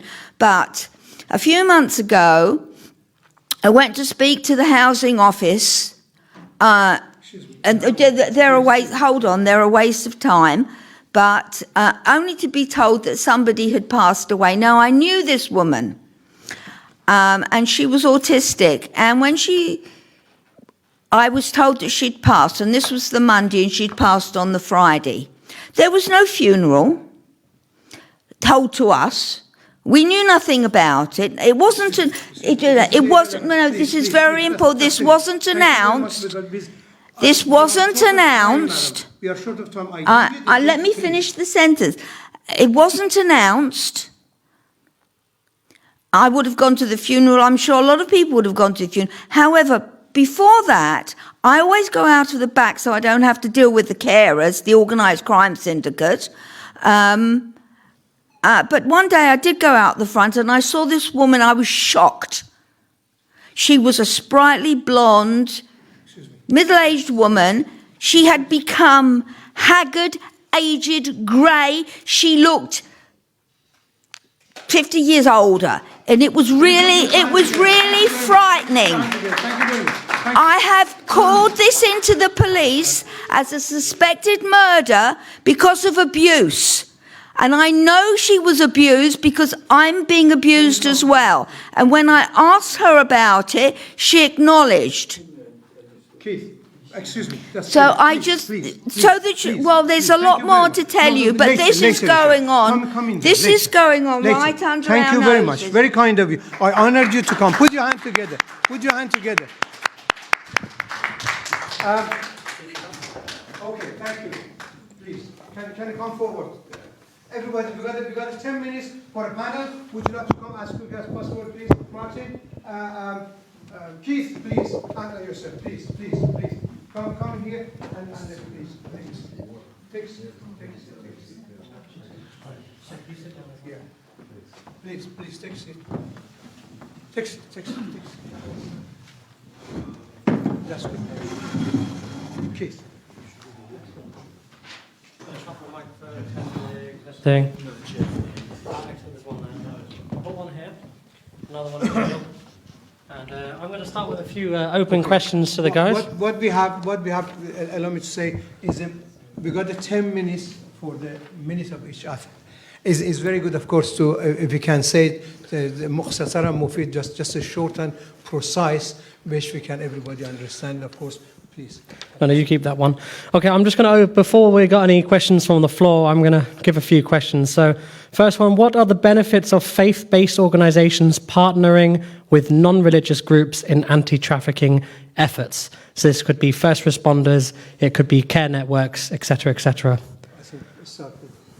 Well, the whole thing, I think, that came out of tonight is that we've got to work together with all agencies, obviously government agencies and everybody and anybody that shares the same concern. I'm going to put to you a challenge, because you're in Barnet. I'm going to give you the ambassadorship of working with Human Trafficking Review in Barnet Multi-Faith Forum. Excellent. Thank you very much. Sorry, this is not this is a presidential executive decision, and Amir, I hope, will back me.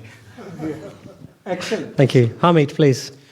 Yes, I think that faith-based organizations can do a lot more in terms of raising awareness, because they are the centers where people congregate, and they congregate in faith. So when faith leaders speak about or raise awareness about these issues, they do matter and they do resonate with those who listen to them. Excellent. Do you want us It's all to answer. If you have something to say, please say it. Well, I'm going to pass it. Thank you. It's a fantastic platform giving everyone an opportunity from all backgrounds to work together. The important thing is to remember that to solve the issue, which is the most important part. And it gives a platform for everybody to get together and work, and that's the most important thing. The energy is positive. Brilliant. Keith? Okay, what we would like to say, of course, in here at the moment, as our honorable friend Rabbi said, my brother said, we need to work together, and very soon, by the grace of God, we are trying to organize a committee of the. We have a human trafficking. We got a committee or subcommittee of the organization, which faith-based. And we can take it to all over the world, United Nations, and raise our concern. It's a very important. They say 1,000 years of a journey, start with the first step.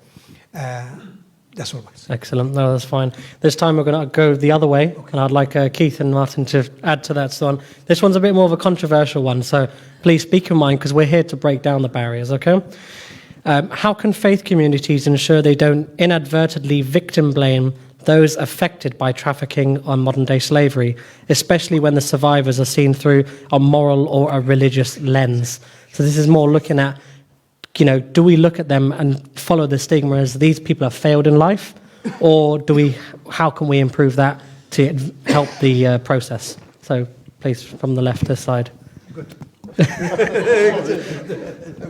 Well, I think one of the things that every faith can learn from is to be a little more open and less exclusive. I go to church regularly at St James's Church, Piccadilly, and we make a point of opening up that church because we realise some people have never actually been in a church before. Many people will never have been in a mosque or a gurdwara.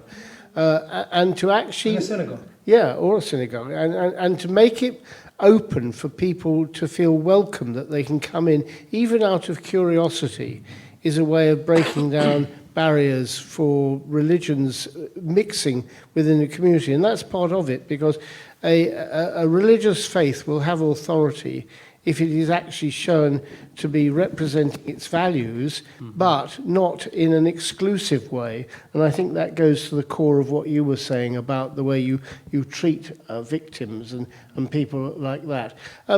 Yes, you have to be realistic. It's like migration.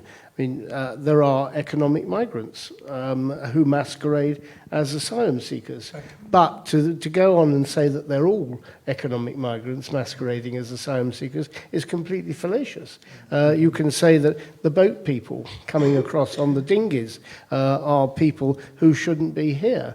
But to classify them as illegal entrants when they are protected by the Refugee Convention, and when 75% of those people actually go on to get refugee status, the truths need to be spoken about this to break down the mythology. Agreed. No, that's very, very good. I think it's a simplified way of looking at it is that not just religious faiths, but the Islamic teachings itself taught us that we're ambassadors of the world. We're here for a purpose. And our main purpose is not just the welfare of human beings, but all creations and everything, be it plants, the air, the water. Everything is a living entity. And the important thing is that we've lost values. So we should be building a community of working together to be able to move forward and address the issues. Pointing fingers is very easy. Working together, the people who are causing the problems are usually also victims from different directions. We need to address the higher issues, and those issues are underlining many layers that we are not looking at. It's very easy to blame, okay? But inshallah ta'ala, we will work together. Thank you.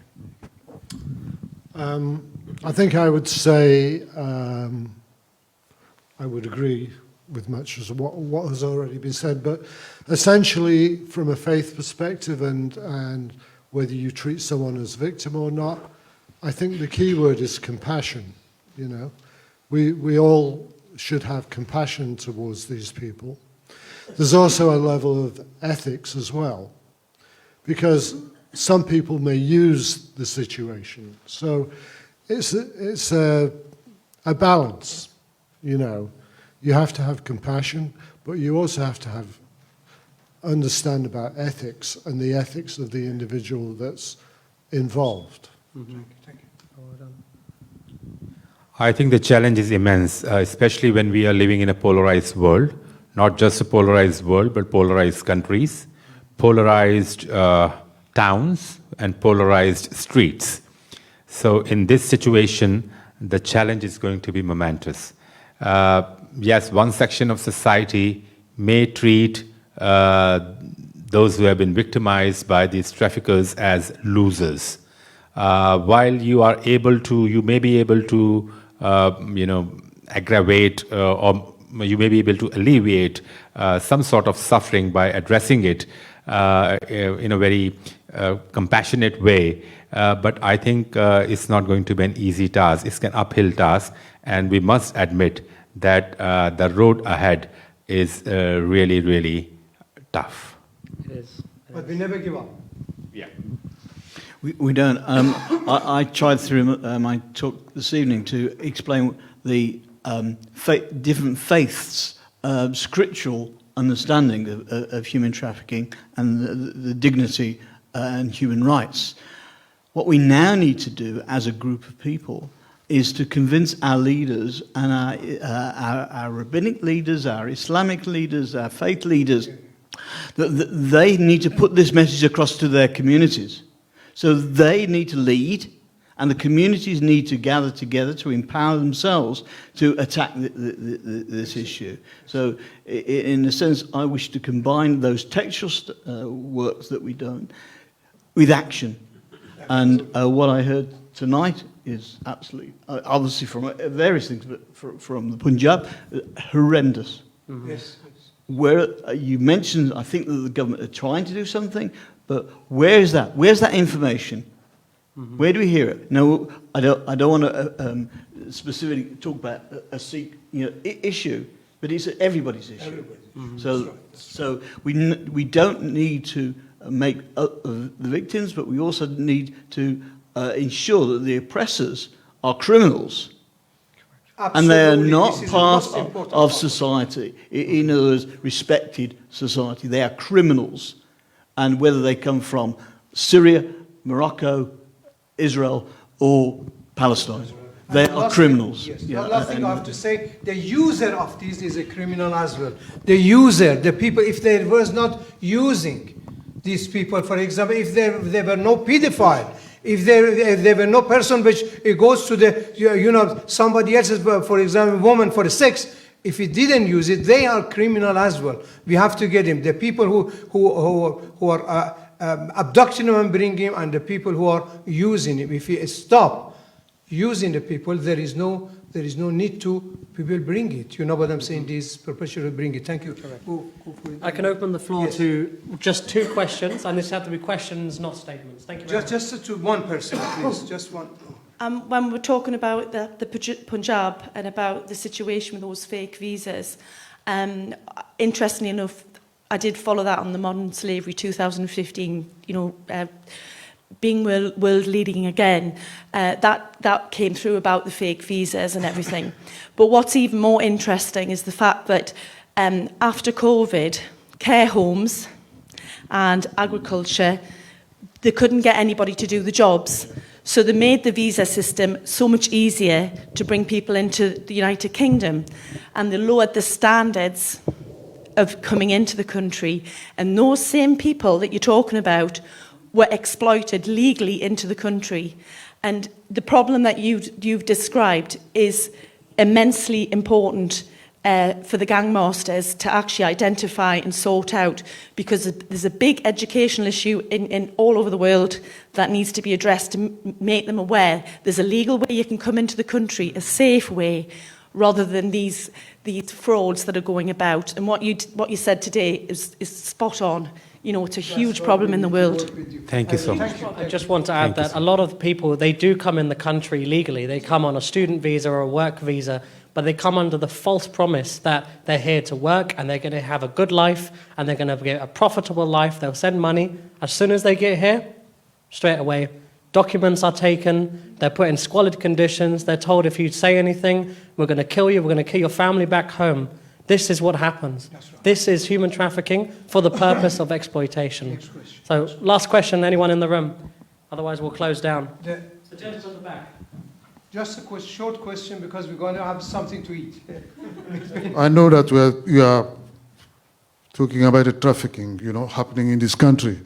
But I come from a country called the Democratic Republic of the Congo, where the people, are experiencing, such a level of poverty beyond belief. And everybody's ready to leave the country because they say, if we can sell that country, let us sell the country. We can go wherever we want. You see? And even the minister of religion, they are being involved to assist the people getting away out of the country. So they are not trafficker in suit. They are a trafficker with holy text. 1 minute. Please. Well, that's a very good bit there. I spoke about child labour there, but one thing that we have to look at is ethical consumerism. Anyone know what that means? I mean, we must consume something that comes from an ethical place. For example, what's big in the Democratic Republic of Congo is the mining of cobalt, which is in vast quantities used in the electric car industry. So by using an electric car, by using mobile phones, by taking them from the long locations, we are aiding child labour and forceful labour. Last question. I don't have the question, sir. Just I have 2 minutes or 1 minute. Just I want to give a message. That's it. I'm coming from Sri Lanka, which is it's a beautiful island in near India. Right. I'm a Sri Lankan Tamil. I'm a Hindu. Right. In our country or all over the country, which I have seen it, because of some ethnic conflict is still going on. That's the reason also people are moving from there and they are coming illegally. That's one thing. Another one, I have seen a lot of Albanian, or I have read that how many immigrations comes to UK. So I think it's at the present Albanians are first place in as immigrations. And so also I have seen a lot of countries, actually the regions here, so Liverpool, London, and Birmingham, and there are the few places are too much immigrations. So what we have to do, according to my point of view, we have to give awareness the people who live in the particular places. It will be more helpful, and especially for women when we are talking about children's, and when you talk about 11 to 15, I think the women should know more than, because they are normally collaborate with kids in the houses, and I think we have to give more awareness to women. But I have seen here, I don't have enough women here, so I feel like women must take some advance, or they have to work a little bit hard for the country. Yes. Thank you so much. Thank you. At least we got the Hindu sister talking as well. I think Dr. Fortini wants to answer. Please take a seat. Answer the ladies. Yes, thank you. Thank you for your question Thank you for your question about paradise. I just would like more information to give you. One of the first languages which the New Testament in Bible have been distributed in the world, it was Greek language, and in Greek language, much before English language, when you have been translated. So in Greek language, heaven it's a paradisos, and paradisos, which also divided in two words, para to adi, paradisos, that's why they translate it like paradise, and later in English translation version, it's called heaven. But the very first original name was a paradise, which have been also mentioned by Jesus in New Testament and Bible. Thank you. Thank you. I think we'll Can we have a photo together? Yes.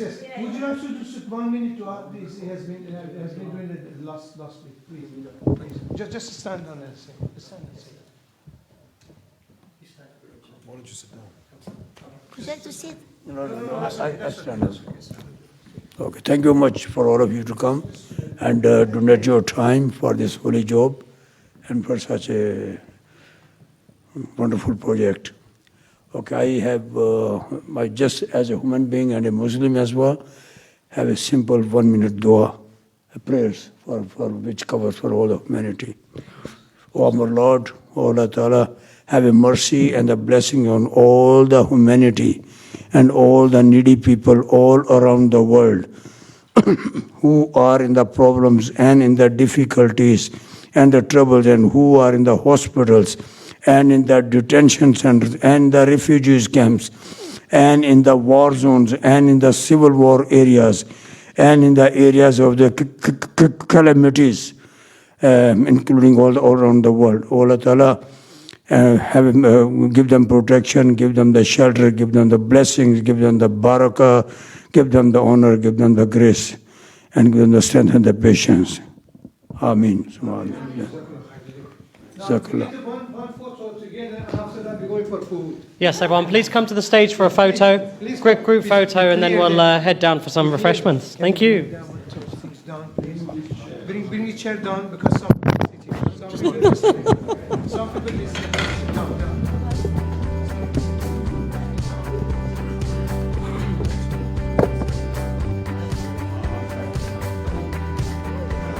Okay, everybody's gone.